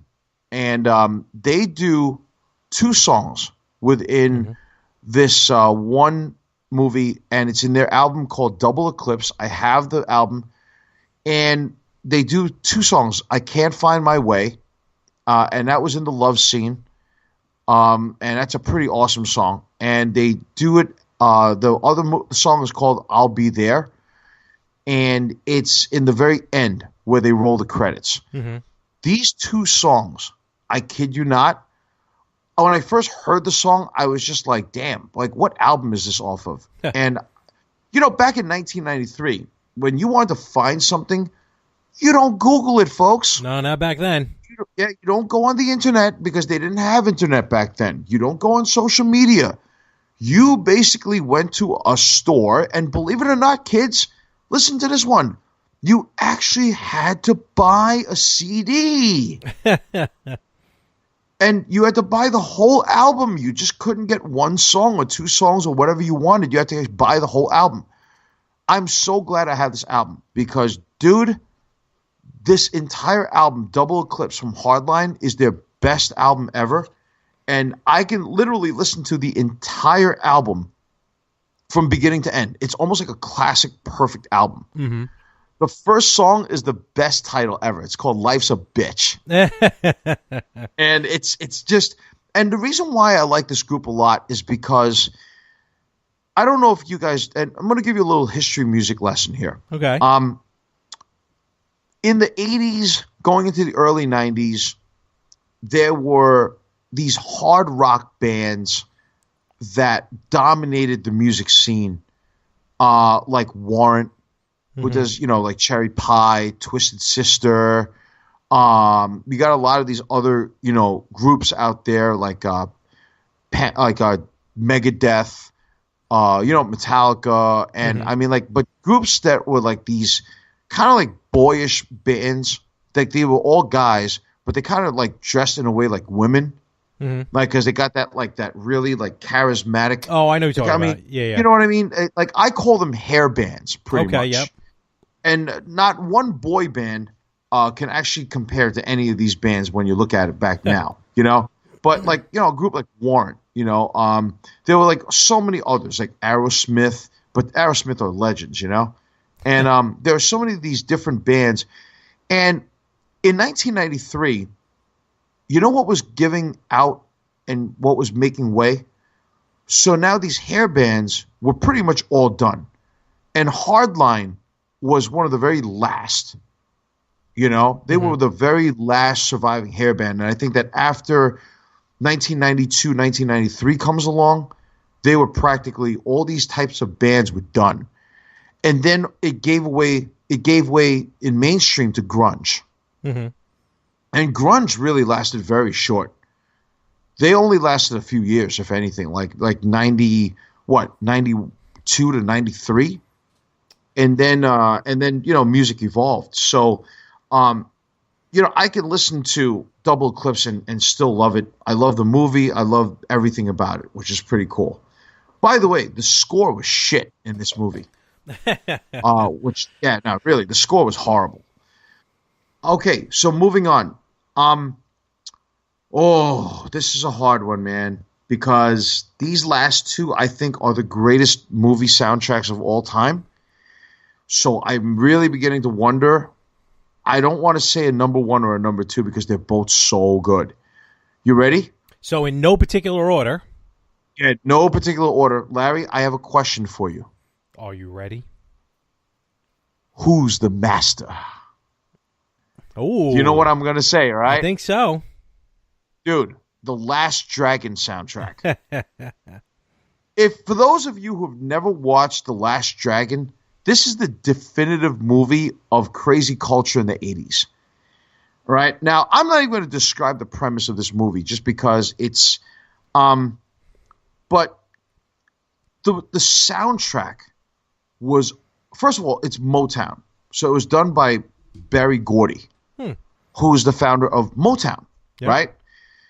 And I think this really revived Motown's sound, company, concept of music, and their artists, because there were groups like the Temptations who did the modern day Temptations at that time, who did a song. Willie Hutch did a song. He did Dwight David did The Last Dragon. Willie Hutch did The Glow. What was it? The Temptations did I believe a song called You Will Survive. And of course the one song that you cannot get rid of and you cannot recognize, you have to, is El DeBarge's Rhythm of the Night. El DeBarge. El DeBarge, his song defined that entire soundtrack. Of course, yeah. Right? Feel the beat of the rhythm of the night, right? So it's like, can't go wrong with that. It's like, till this day, it's still one of the most feel-good songs. And again, each song was strategically placed within this film, and it was just unbelievable. Even Smokey Robinson did the song at the very end, called Ferris Wheel, I believe. I think This Could Be Love or something like that. That's what it was called. And it was just, oh my God, I can put that soundtrack on right now and just play the entire thing and not having to stop at all. You know? That's good. Let's see. So that was just, oh my God. What good memories, man. I was only 9 years old when that movie came out in 1985. And I've met Ty Mok. The guy who plays Bruce Leroy. Really? And he was awesome, dude. What a great guy. I have his autograph as well. Great, great guy. Poor Vanity passed away. The guy who played the Shogun of Harlem, Shonuff, passed away. I think the guy who plays his master passed away. So a lot of people passed on in this movie, you know? Even the little kid that plays Bruce Leroy's brother Richie, he passed away. Really? Yeah. Wow. Ernie Reyes Jr. was in that movie. Was he really? Yeah, he was that little kid who could fight really well. Oh, wow. Okay. And Ernie Reyes Sr., who's a martial arts legend, he was the one who did all the fight choreography for the movie, which is even better. That's cool. So I think the trade-off was to actually he'll do the fight choreography if Ernie Reyes Jr. had a spot in the movie, which actually led him to doing the show Sidekicks on TV. Okay. Which makes me now brainstorm for our next topic for the next week's episode. Oh. But now, ladies and gentlemen, right next to The Last Dragon, and I cannot say number one or number two, right next to it, equally important. You know what I'm going to say, right? What are you going to say? Karate for defense only. Karate Kid. Wax on, wax off. In your case, it's whack on, whack off. Oh, wow. Wow. Don't worry, and you and millions of other men as well who can't afford, Enzyte or Viagra or Cialis. Listen, if I took Cialis, trust me, I'm going to see a lot more than Alice, okay? I'm going to see a lot more than Alice. Terrible. I'll probably see Jane, Megan, a few other people. Terrible. But that's a different story. Don't mind me. Now, The Karate Kid. How can you, as a martial art movie fan, not love the soundtrack? It is one of the best, and I'm not going to say it's the greatest. It's one of the best around. Yep, nothing's going to stop me. Nothing's going to let me down. Keep me down. Keep me down. Nothing's going to let me down or keep me down. God, I listen to the song every week. You would think I know it. Yeah. Do you really? It's our closing theme. Yes, I know that. Well, I mean, Joe Bean Esposito is the one who was responsible for that song. You also had a lot of 80s music, like from Commuter, Young Hearts from Commuter. There's a song in there called No Shelter. I forgot who does that song. You got Survivor did the beginning song. Moment of Truth. That's right. Yeah. And Survivor is responsible for Rocky's Eye of the Tiger. I mean, there's so many. There's another song called Feel the Night.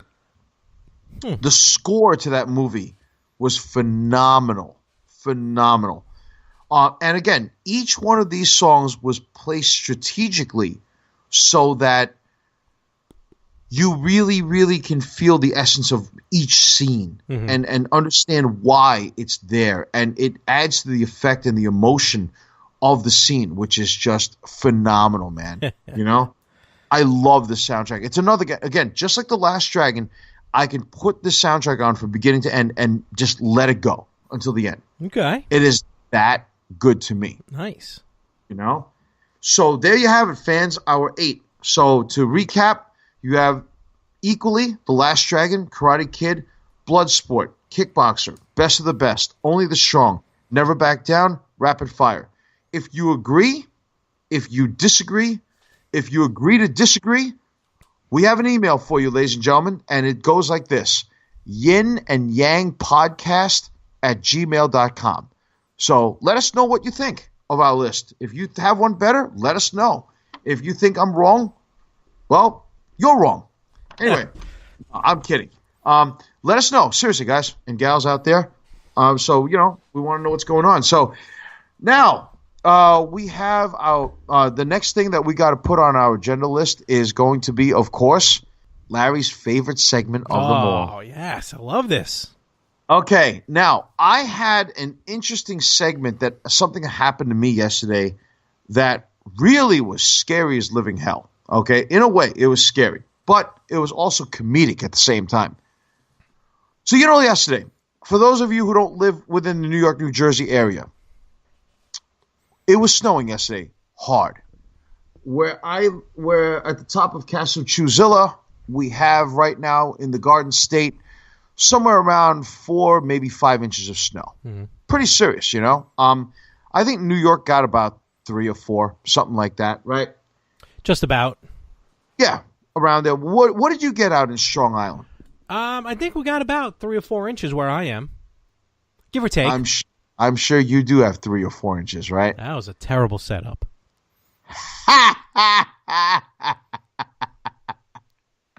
Ladies, Larry's a lot prettier than I am. No, I'm not. Yes, he is. We're both eligible bachelors. So if you write in, and we have groupies, let them be Larry's, not mine. You don't want to date a panda. Anyway. or a fat cow. Oh, now come on, Larry, that's not nice. Say that about yourself. Hey, cows are rich. I guess they are. In more ways than one. Full of calcium. They taste good too. Hey, they do. Oh, there you go. After this, I just might go grab an organic burger. Oh, you ruined it by organic. Oh, come on. So what happened to you? Okay, so wait.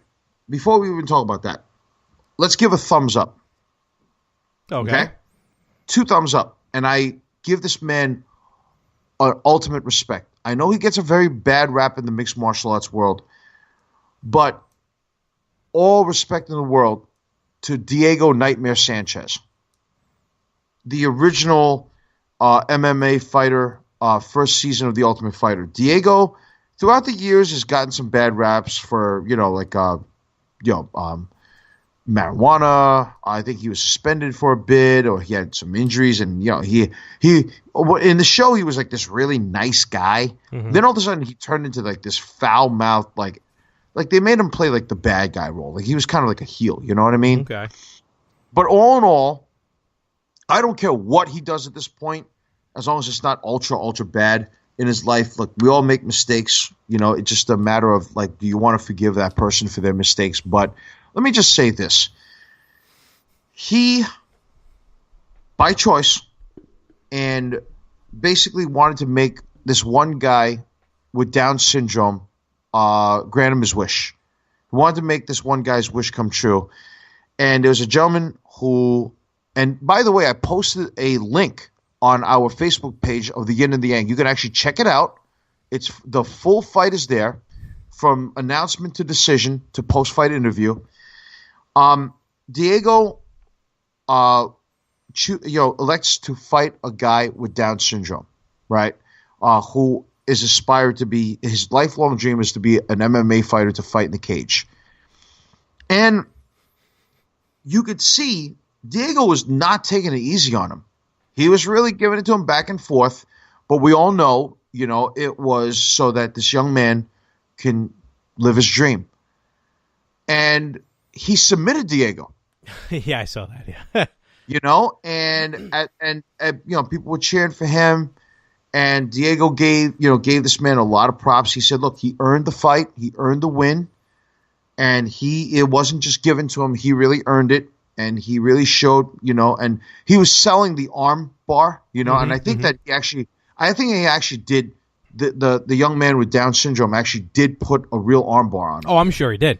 I don't think that was fake at all, but you could see him holding his arm, and if it was fake, then he sold a pretty damn good move.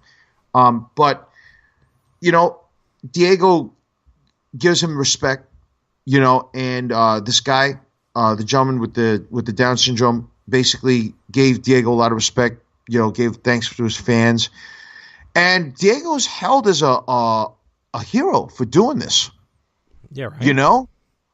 And it's very rare to see something like this in this world now, and I got to give him respect for it, man. I mean, how do you not? I mean, it was just really, really cool. So I'm really glad to see somebody's dream came true. I'm glad to see somebody gave him his dream, Mm-hmm. And to all the fans out there, that really supported this was just unbelievable, so that's pretty awesome, man. Now, so much love, Diego Sanchez, you're a hero of mine. And I know I've said a couple of things that were not great about him, but no, I really give him a lot of respect, like total respect now. So last night, it was snowing, high wind, snowing, and you're driving down the New Jersey Turnpike, and I gave a shootout segment to all the idiot drivers in New Jersey who basically you're driving at 70, 75 miles an hour, maybe 80, and it's not good for them. They got to tailgate you all the way in the back, and and then they want you to get out of their way so they can drive even faster than 75 or 80.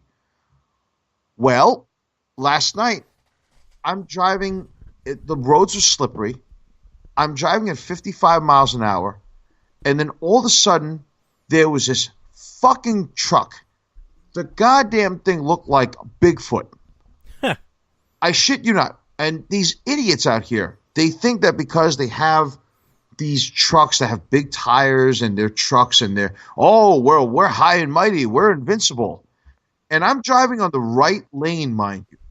Okay? Mm-hmm. I'm driving on the right-hand lane. Now, if I was driving on the far left, I can understand.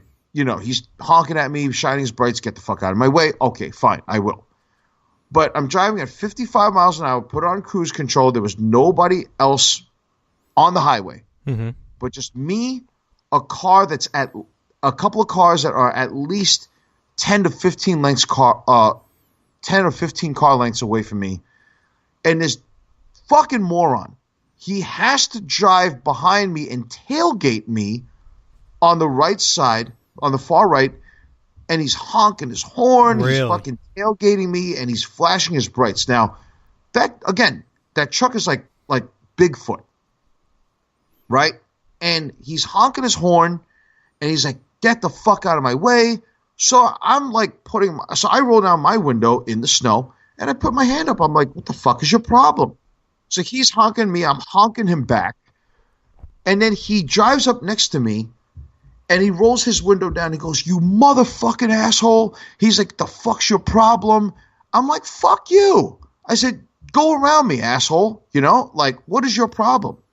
And he's like, fuck you. You better, and I'm like, you know what? So he drives, right? And he's bolting it. If I'm doing 55, this guy must have been doing at least 80 in that weather. Wow.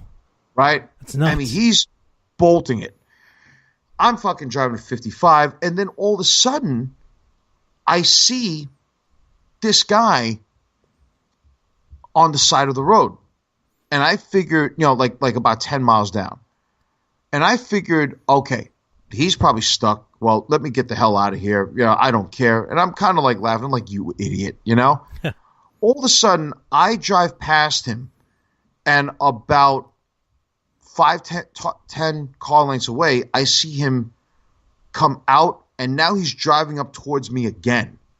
Really? So now I'm beginning now. So, okay, now this time I'm in the middle lane. I move over to the right lane, and then he moves over to the right lane. Okay? Then I move over to the middle lane. Now he moves over to the middle lane, right? Oh, God. And I'm figuring, okay, this guy's following me now, right? Yep.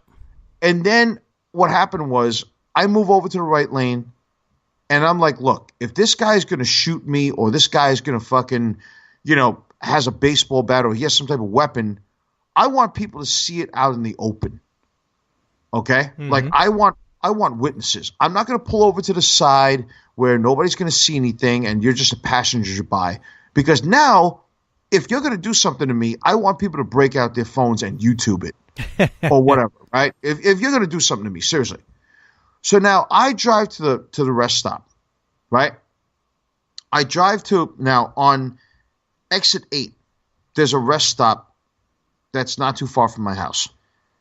You come out of this rest stop, and the rest stop was pretty packed, right? Okay. And all of a sudden, I don't pull up into a parking space. I pull up to the front of the entrance point. This is where everybody is, common space. I pull up to the entrance point. Now, I come out, and I don't know if you know this or not, Larry, but in my car, I carry two things always.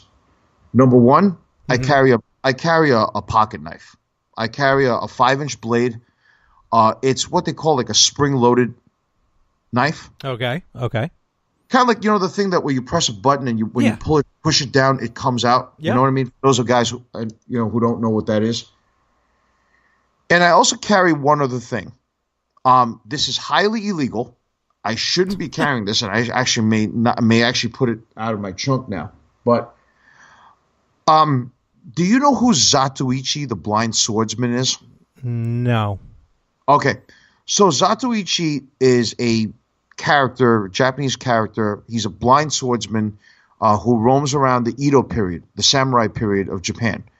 And Zatoichi carries a stick, right? Like a cane to walk around because he's blind. Now, the thing about Zatoichi is people think that he's just this blind guy that's a masseur. He's a masseuse in that time period, but he has superb samurai skills. He has kendo skills. Oh, okay. And his stick, when drawn, is actually a sword on the inside. Oh, wow. So it's a cane sword. I actually have one of those in my car. So I stop the car, and I take the key out of the ignition, and I go into my back seat, and I pull out my cane sword. Right? Okay. Now, I haven't pulled the sword out, but I have the stick in my hand. Mm-hmm. This guy comes out of his monster fucking Bigfoot truck, right? Yeah. And he goes, the fuck is your problem? And I look at him, I'm like, dude, I'm not the one with the problem, man. You're the one who was tailgating me. He goes, well, you don't see what kind of truck I'm driving? Get the fuck out of my way. And I'm like, listen, bro. I said, you're the idiot who wants to come at me. And you're the one who's tailgating me. And you're the one who's in this kind of weather, for you to tailgate somebody, you're out of your mind. Say that again. I couldn't hear you. So for you to tailgate someone in this weather, this slippery weather, you're out of your mind. Okay. Why would you want to do something like that? You're putting me and other people in danger on the road. Now, I said, listen, I just want to let you, I said to everybody around us right now, I said, I just want to let you all know this man is threatening my life, and I am, in fact, in fear of my life. Okay, now, I don't know, do you know what that means? It's an old NYPD saying. Oh. That when somebody says that you are in fact in fear of your life, that means that this person now is threatening you, and they have the potential to kill you. Okay? So this guy's empty-handed. I have a cane sword in my hand, right? Now he comes out, and he walks. So now this guy's walking fast towards me. You can't write this, Larry. I kid you not. We'll see about that. He's walking towards me. Now, mind you, he's about at least 10, 12 feet away from me. Because he's parking his car at a distance from mine. Mm-hmm. And he's walking towards me, and as he's trying to pick up speed, this idiot slips on the snow on the ground, falls, and hits the back of his head, so he apparently doesn't know how to take a bump, hits his head on the concrete ground, and I think he inadvertently knocked himself out. Huh. He didn't even come near me. Like, he was like about 4 or 5 feet away, and there must have been either some black ice or there must have been something. I don't know. Maybe there was just a slippery patch. I have no clue. The dude falls back on his back, and he kind of like falls. You hear a big thump because he was a big guy. Yeah. And he's on the ground, and I just kind of look at him, and I just throw my sword back into the fucking trunk, and I drive the hell out of there. That's crazy. So, can you look at it like karma got him back? I guess so. Yeah, I don't wish the guy dead or anything like that, and I really hope he's not hurt or nothing like that, like seriously. But you know what? Let this be a lesson to you that, karma's a bitch. And, you put people's lives in danger, you get what you get, man. True. And then there were other people who were also doing that on the cars lane that I was noticing. I was in the trucks lane.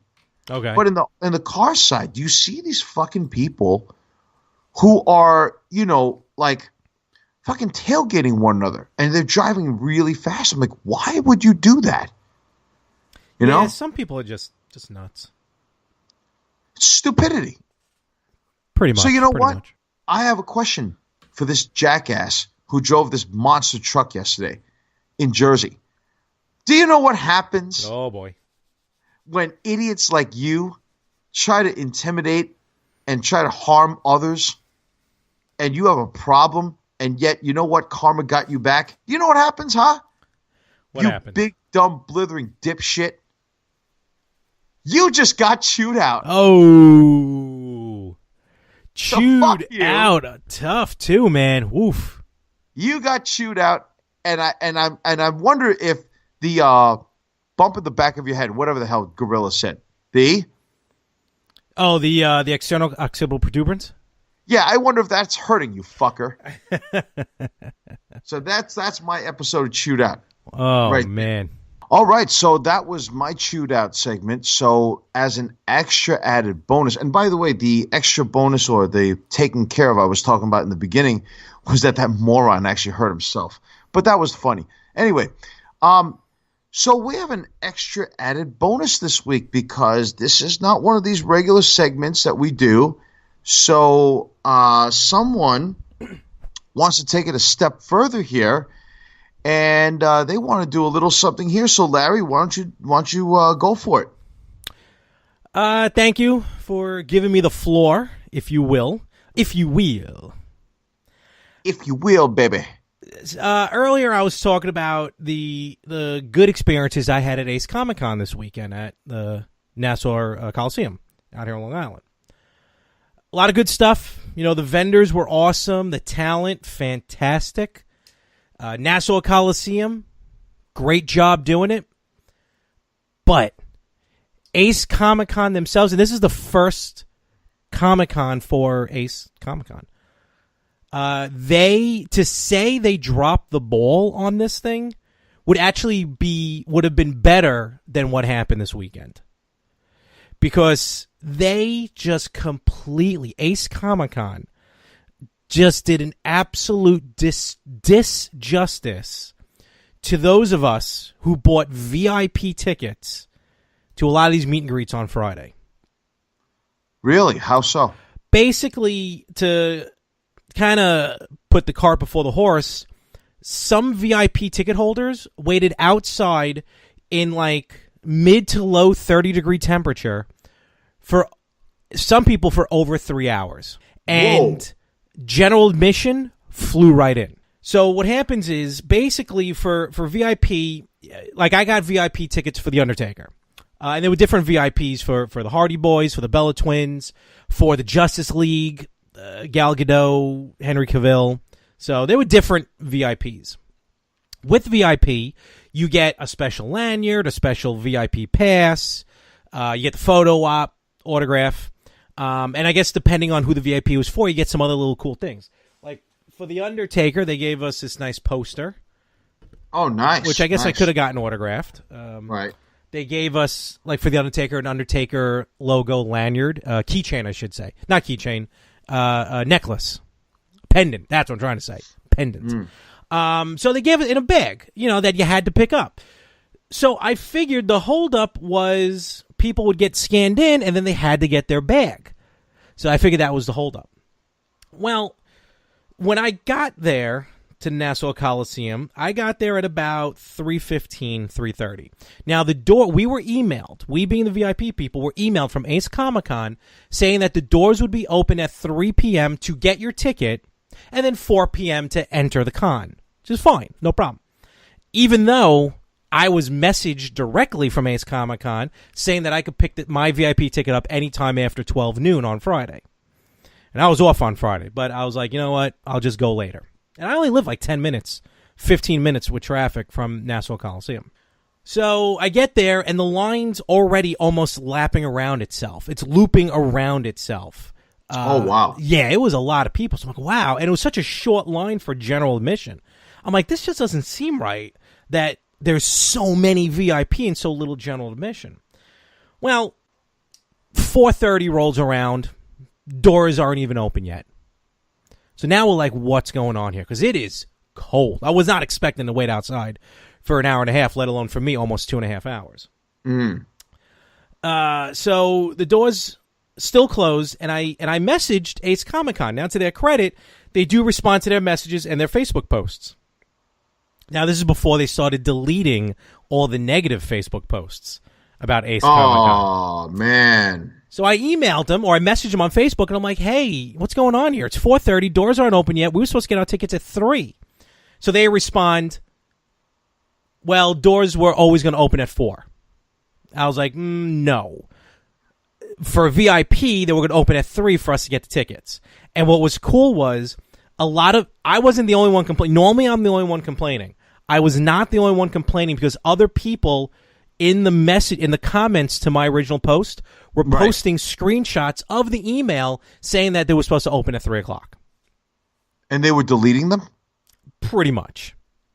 Jesus Christ. So now, mind you, my photo op with The Undertaker was at 4:30. I didn't get inside until 6. 6 p.m.? 6 p.m. That's when I finally got inside. What the fuck? And again, my photo op was 4:30. So could it have been that he was late or something? No. He was already there. Then what the fuck was he doing? It wasn't his fault. This is all Ace Comic-Con. But what I'm saying is, like, if your photo op was 4:30 and then you didn't get to see him until 6 o'clock, then was he just doing general admission type, like, meets and greets or something like that? Possibly. I don't know because I wasn't inside. I don't know because with general admission, you still had to buy a ticket to get the photo op. You had to buy separately. So now in between this time, I mean, people, rightfully so, one of the ladies actually commented on my page, and I was like, hey, I remember you. You were the one yelling, screaming at everyone. Rightfully so. Rightfully so. What yelling and screaming at everybody when? While we were waiting outside. These people were waiting for 3+ hours with children outside in the freezing cold. Wow. So here's the biggest problem. The volunteers would come out. Ace Comic-Con, again, this has nothing to do with Nassau Coliseum. This is not a reflection of Nassau Coliseum.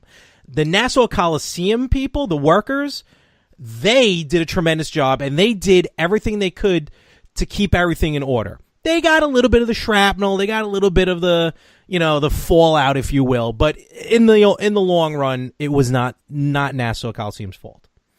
So the volunteers would come out from Ace Comic-Con to try and figure this out because general admission line is empty. There is no one at the general admission ticket window.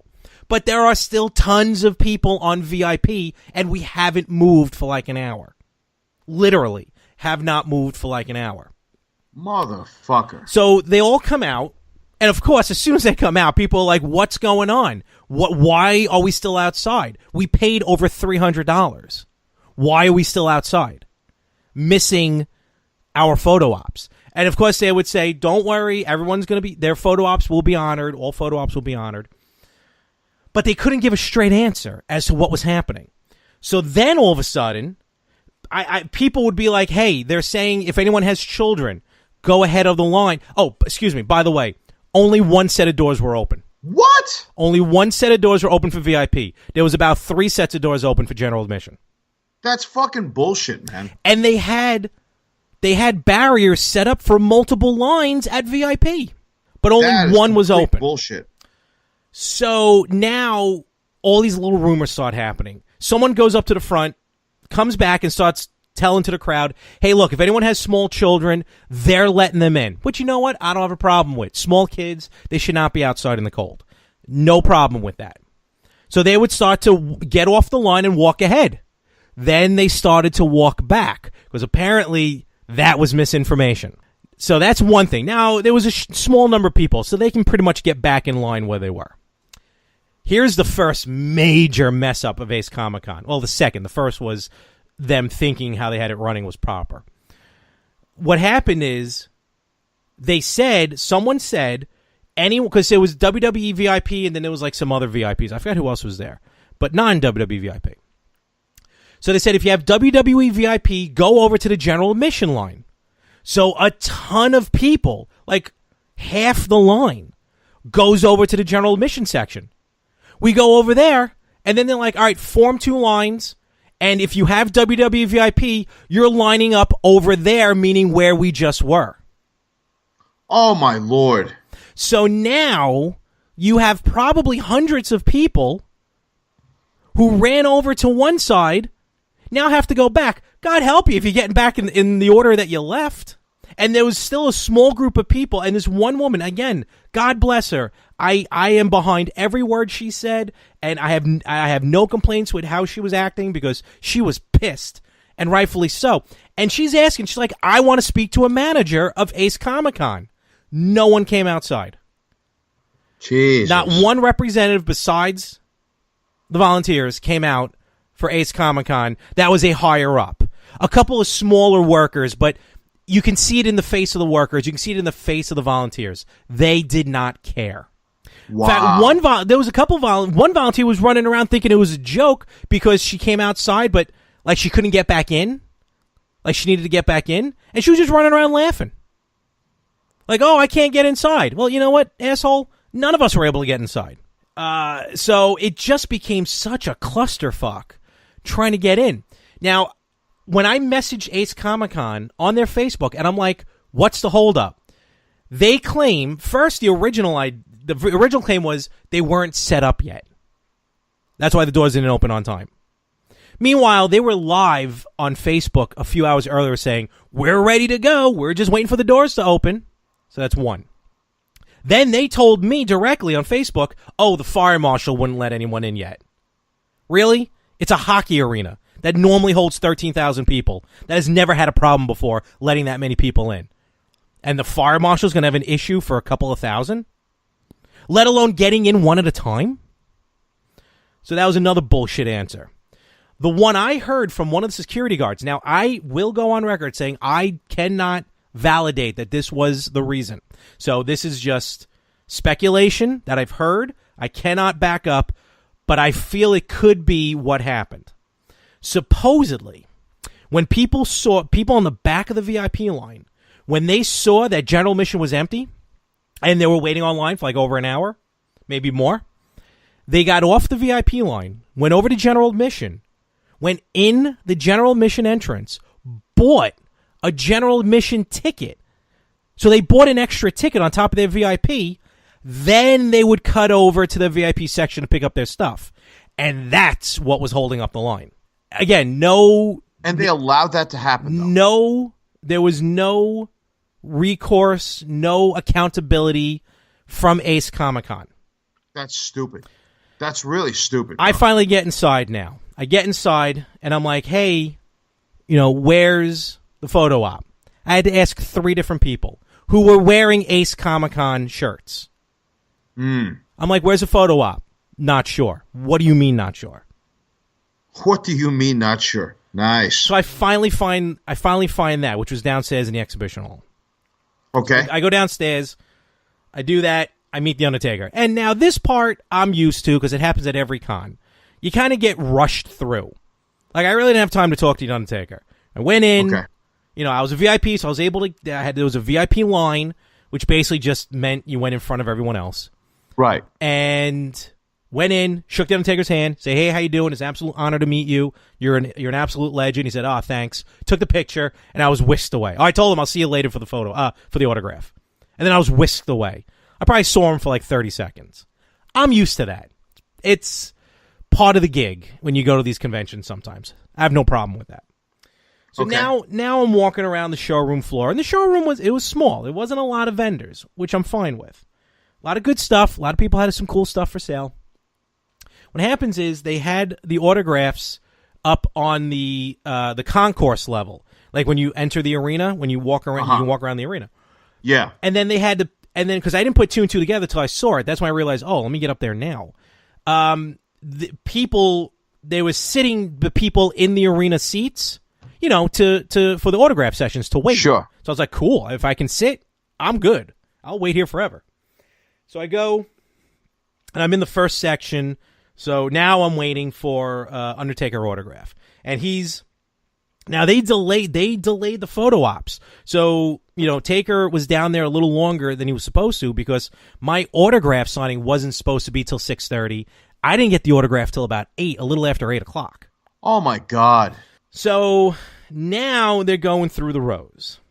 Now, this I don't blame on Nassau, and I actually don't really blame Comic-Con, Ace Comic-Con, though they probably still could have done it a little bit of a better way. So when people showed up for the Undertaker autograph, and I'm assuming same thing with the Bellas and the same thing with the Hardy autographs, by the way, the Hardy Boys photo ops started at 4 o'clock. And if you had a VIP photo, you weren't in till possibly 6, 7 o'clock. Wow.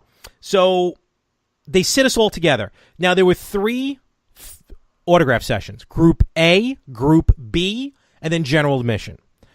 As far as Group A and B, I think it was really just depending on when you bought the tickets. Because I was Group A, because I bought them within that first week the con was announced. So I was Group A. So now we're all mixed together, A, B, and general admission. And now they're taking them row by row, and this is all Nassau Coliseum. They were doing it properly. Here's the section. We're going to do it row by row. And then when they're walking through, they're asking people, what kind of ticket you have? So, again, I can't really blame anyone for this, but I know some people were frustrated at it. But to be fair, it kind of is the way it should have been. In the group of the mix, they pulled out everyone who was in Group A. And then everyone else had to wait a little bit longer. Then they would pull everyone else out in Group B. And then general admission would have to wait. Then they would get to general admission. Which, look, to be fair, that's really the order it should have been in. Okay. But this is all happening at 8 o'clock, and I think The Undertaker had a hard out at 9. So now we're waiting, because the con was supposed to close at 9 o'clock. When I got home at about 10:15, 10:30, because they were airing the panels live on Facebook, the Bellas were doing a panel at 10:15. So clearly some of them waited, which is cool on the talent. Talent doesn't have to wait, not the talent's fault. And The Undertaker doesn't have to wait for anything. So I'm talking to some people while we're waiting for the while we're waiting for the autograph, while we're waiting for Undertaker to show up. And a lot of nice people. A lot of nice people. I met some nice guys. We're all talking. But some of the guys behind me, they just gotten in an hour ago. They didn't get to the photo op yet with The Undertaker because they knew the autograph was coming. So they were told to go straight to the autograph. Well, guess what? Because of the autograph and because of the delay, The Undertaker was not going back for more photo ops. So people with VIP, a lot of them did not get their photo op. Oh, Jesus. They got fucked. Absolutely. Wow. And you know what? Look, they can get a refund. I'm sure they got a refund. But that doesn't make up for the fact this is probably the only time they can get a photo with a legend like The Undertaker. There's going to be many opportunities to get pictures with the Bellas, many opportunities to get pictures with the Hardy Boys. But Undertaker, very few and far between. Well, you know what this means? There's going to be no second annual Ace Comic-Con anytime soon. And if there is, then fuck the people who are going to go because they're all idiots. And meanwhile, they're doing a show in Arizona next month in Phoenix. So who knows how that's going to run. Hey, Phoenix, if you guys go to this show in Phoenix, you're crazy. Because you're probably going to get fucked over there too. And so we're at the table. Now I'm at the table for the autograph sign. I'm 3 or 4 people ahead. Or behind. And that's when some people found out that they're not going to be able to get their photo op. So, of course, people are getting angry. And Undertaker's just signing away. But people are getting angry. And the girl who works for Ace Comic-Con, she's like, oh, come on, let's not make this a negative spot. Come on, people. My God. What are you talking about? You're not the one missing out on this. Ace Comic-Con had no remorse whatsoever for these VIP ticket holders. I mean, I count myself lucky I was able to get what I got, which was everything, until day 2, which I'll get into in a second. So day 1 was an absolute disaster. Then, let's do day 2. So that night, day 1, which was Friday, that night on Facebook, Ace Comic Con put, we have revamped how we're going to do the VIP line because of the snow that was coming. They said all VIP will be able to wait inside. Okay, fine. They can wait indoors. Because for day 2, at that point, you just have to get in. I'm sure some people had to pick up some VIP tickets, but most of the people just get in because we got our tickets the night before. So the doors open at 10. I purposely showed up for like 11 o'clock. Like I got there for like 11 because I wasn't doing any VIPs. I mean, I wasn't doing any photo ops, no autographs. I was just walking around. Well, guess what? There was still a line outside. That was a good one. And then I go now when they gave us when I got the package, the bag on Friday, we had a wristband. Now normally you always get whether it's a paper wristband or sometimes at the wristbands that clip. This was like actually a cloth one. It was actually very nice. It was a cloth one, which you kind of just tighten. I'm like, all right, fine, whatever. And I had the Undertaker VIP lanyard. So throughout the day, see what happens is this lanyard you have, this wristband, you can tighten it, but you can't loosen it. So throughout the day, it kind of every once in a while it tug on something and get a little tighter. All right, whatever. Plus, when you wash your hands, I mean, and there was like the rest of it was like hanging like a good half an inch, 3/4 of an inch past my arm. So when you got it wet after washing your hands, it was like a wet noodle hanging off your wrist. Ew. It was annoying. And like, I didn't want to sleep with it. And plus, at one point, it just got a little too tight. So I cut it off. All right, whatever. The next day, I go in, and like, where's your wristband? I'm like, what are you talking about? You need your wristband to get in. No one told me I had to wear a wristband. I've been to New York Comic Con. I've been to Chiller Theater. I've done these shows multiple days. Never has there been one wristband for the entire weekend. New York Comic Con, you get different badges. Or you had one badge and you scanned in. Chiller Theater, and they had the paper wristbands, but you had a ticket for each day. Yeah. I remember those. Yeah, I had it with you. And you know what? Those paper wristbands I can sleep in. I can't sleep in this one that had a hard piece on the side of it and hanging off, and if I showered, it just felt weird on me. Plus, it got tight, so I needed to cut it off for circulation. I'm like, no one told me I had to hold on. No one advised me I had to hold on to this. And I put that on Facebook. Some people were like, oh, multi-day passes, you always have a wristband. I'm like, yeah, one for each day, not one for the entire weekend. But other people were like, yeah, no one told me I had to keep the wristband on. So that was day 2. I didn't even bother with day 3. The lack of respect that Ace Comic Con gave to us, the VIP ticket holders, was disgusting, was abhorrible. I'm making up words now because I can't even think of the right one. And they should be ashamed of themselves and how they ran that. Look, mistakes happen. I get it. Like today, day 3, or no, yesterday, Jason Momoa, Aquaman. I think his flight was delayed because of the weather. That's going to happen. That's not Ace's fault.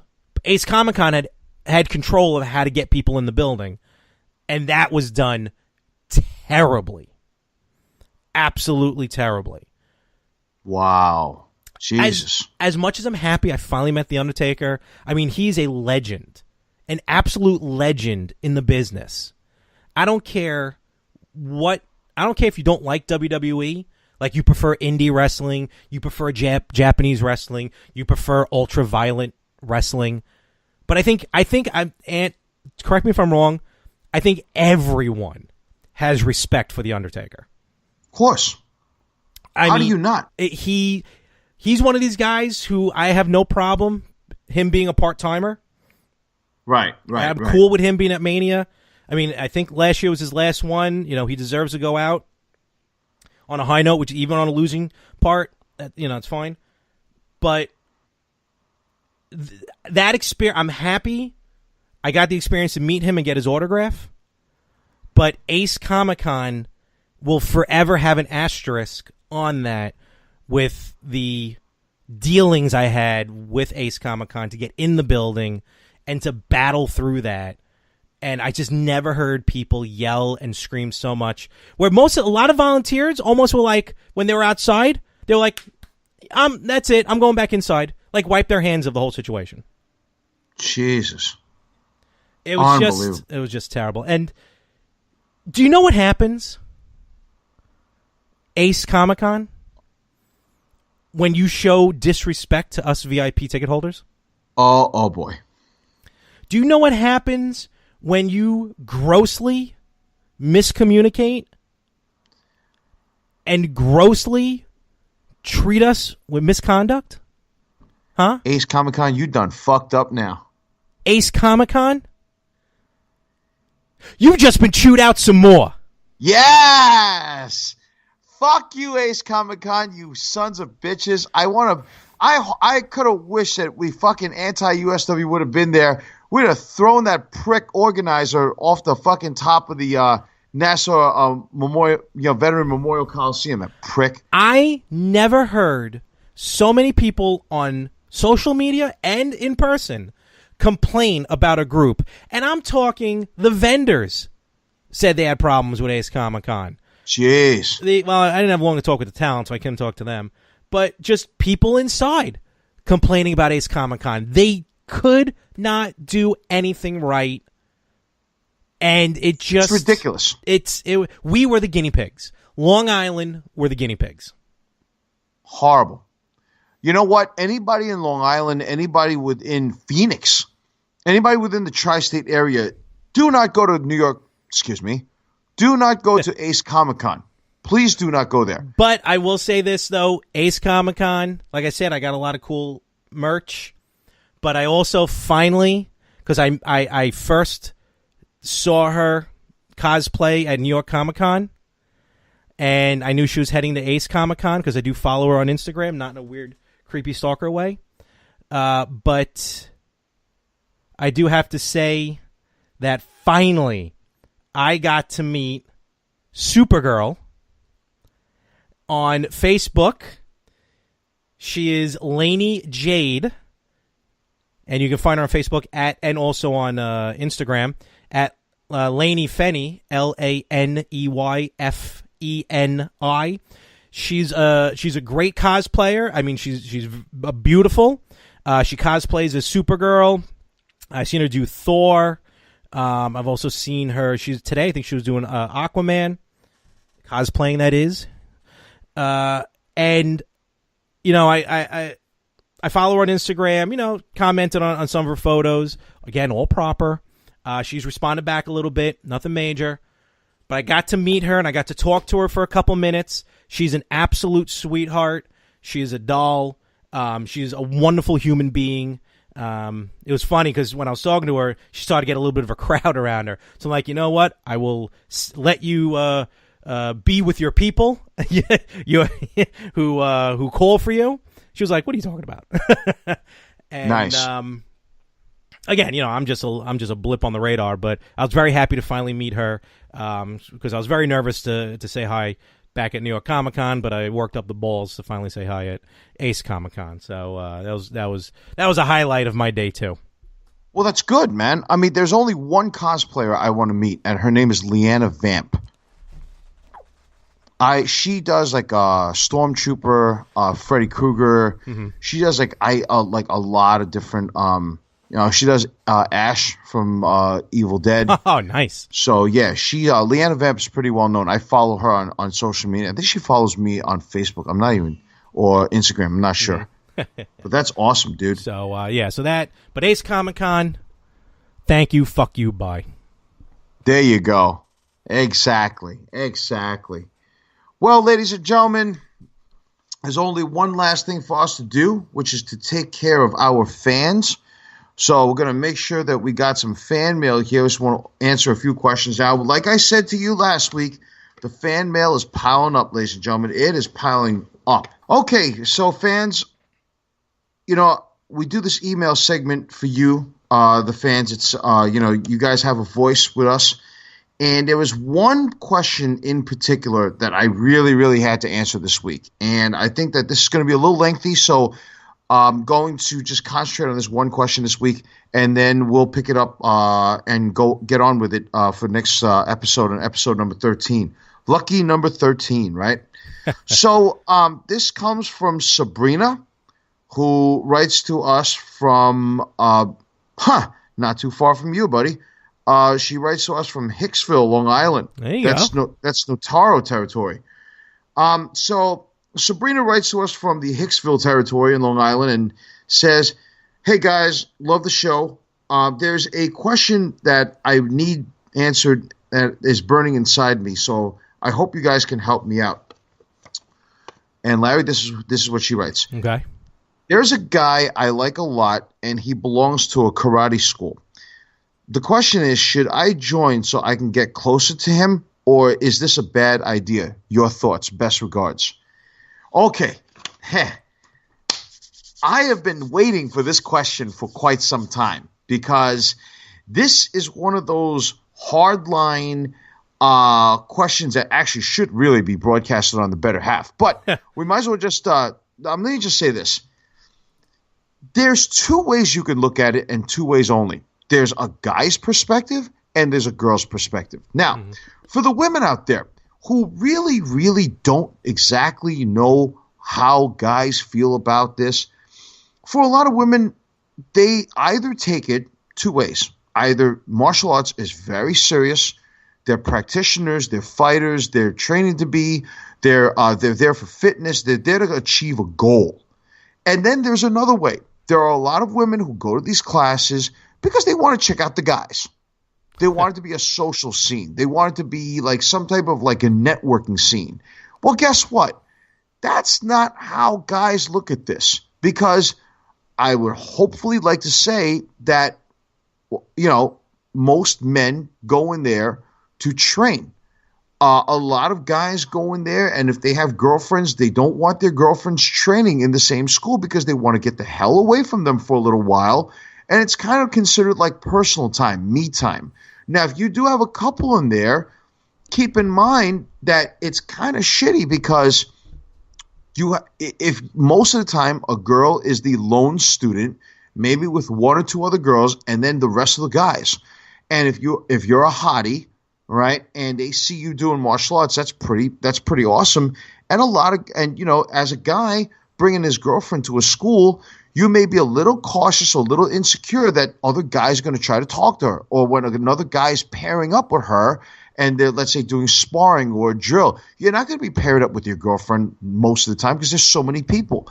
If they get paired up with her, I mean, you know, there's a potential, like, you'll always feel insecure that there's this one guy who's going to try to talk to her because they don't know that's your girlfriend, unless you make it blatantly obvious. Mm-hmm. And let's say as a guy, let's say you bring in a hot girlfriend and then all of a sudden they don't know that's your girl. And in the locker room, you hear one guy saying, oh, did you check out that one girl over there? She's fucking hot. Like, I would really love to bang her. Or, you know, you don't want to hear that. This is kind of like a reprieve for guys to get the hell away from their girlfriends. And for the women who take this seriously, it's me time. It's kind of like time that they want, you know, either maybe they have girlfriends in there that they want to hang out with, that they're doing this with as a group. Maybe they want to get away from their boyfriends or their husbands or their, you know, significant others. And also, if you see, now it also depends. Let's say if you see this guy in school, I don't know how old you are. Let's say you're in school, college, or let's say high school, and you see this guy every day. This is his way to get away from, he's not in school. Now all of a sudden he sees you in the class and he's going, oh shit, her again? What the hell? She's stalking me? Like, why is she here? Right? Now, if you want to use it and as your precautionary tale and you want to try it and say, fuck it, who cares? Let's go in there anyway. Well, you know what's going to happen is there's two ways he's going to look at it. Either he's going to be like, oh, wow, this is kind of like a way for me to talk to her without people seeing me in school trying to talk to her or whatever, so it can kind of keep it on the down low, as the kids say nowadays. Or he's going to look at it like, oh, God, like, why the hell is she here? I got to see her again?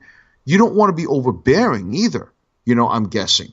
Now, I mean, if you really like this guy, I'm sure there's a lot of other segues that you can kind of like ease in. Maybe if you like him and let's say you go to school and you say, hey, you know, I've always wanted to take a martial arts school, you know, lesson.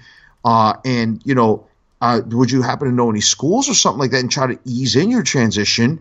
And then if he recommends his school and he sees you there, well, then maybe you'll draw a little closer. Because if he really didn't want you there, then he'd have been like, well, don't show up here. That type of thing. So I think there's more bad than there's good to this equation. Because then as a guy, also, you can't concentrate because you'll be looking at your girlfriend all the time. Or if you're really like into him, then, you'll be looking at him all the time, because then if you see, if he sees girls in there that either work in the school or are students, and let's say your boyfriend is, or your fiance is paired up with, this girl, now you're going to feel insecure too. Because they're, oh, well, is she flirting with him? Is she blah, blah, blah, blah? So it really, there's more bad than good. That's how I look at it. Larry, you have a way of looking at this better than I do? There is no way I can even add to that. I agree with you everything wholeheartedly, 100% on that one. Yeah. I mean, if you're a serious avid martial artist, you don't want to have, your girlfriend there. I mean, like, if she came to see a belt test, or she came to see a promotional test, or you're there to receive a belt or an award or something like that, or you're doing you're part of a demonstration, or you're competing, then great. But but on a regular, everyday, nah, I don't agree with that, man. You got me, brother. Yeah, that's how I feel about it. So that's I really, Sabrina, I know that may not be the answer that you're looking for, but that's the God's honest truth. That's how I feel about it. That's how Larry feels about it, and I think that that's really, but you do what you want, obviously. If you want to give us some more detail and want to write back, let us know. And fans, if you want to write in, you have any comments, you have any questions, again, hit us up. yinandyangpodcast @gmail.com. We're waiting for you. These questions are piling up. We're selecting them. So just to wrap it all up, Larry, what's going on with the More of the Same network machine on the other pods? You want to give us an idea? We got shows coming out left and right. Retro Gamers every Tuesday, The Better Half every other Wednesday. Of course, this show, The Yin and The Yang, every Thursday. We're trucking along, having a great time. Follow us, find us everywhere: iTunes, Spreaker, iHeartRadio, YouTube, Amazon Alexa. Give us love, give us joy, share. Just take a few seconds to subscribe. Take even a few less seconds to hit the share button. Let everyone know. And things are going good. And in a couple weeks, actually, with the Retro Gamers, we're going to be doing our holiday crossover with Josh and Brandon over there at Victims and Villains and the PS Midnight Cast. That's their pod brotherhood with the More of the Same network. Is big time for both shows. So give love to everybody. Absolutely, guys. And just want to say also thank you so much for the feedback that I've been getting on the Facebook page. If you go to Yin and the Yang on Facebook, you will see us there. And, the postings, people have been giving me good feedback. So thank you so much, everybody. And we have, I think that for December, that's when the I Should Have Quit While My Monkey Was Still Funky tour, I think that it's at a close now at this point, right? It's coming to a close. I mean, I'm going to be myself and actually Big Bad Glenn Nataro. We'll be at Ring of Honor Final Battle, which will be going? Yep. So he took the ticket that you offered me. Then. Yes.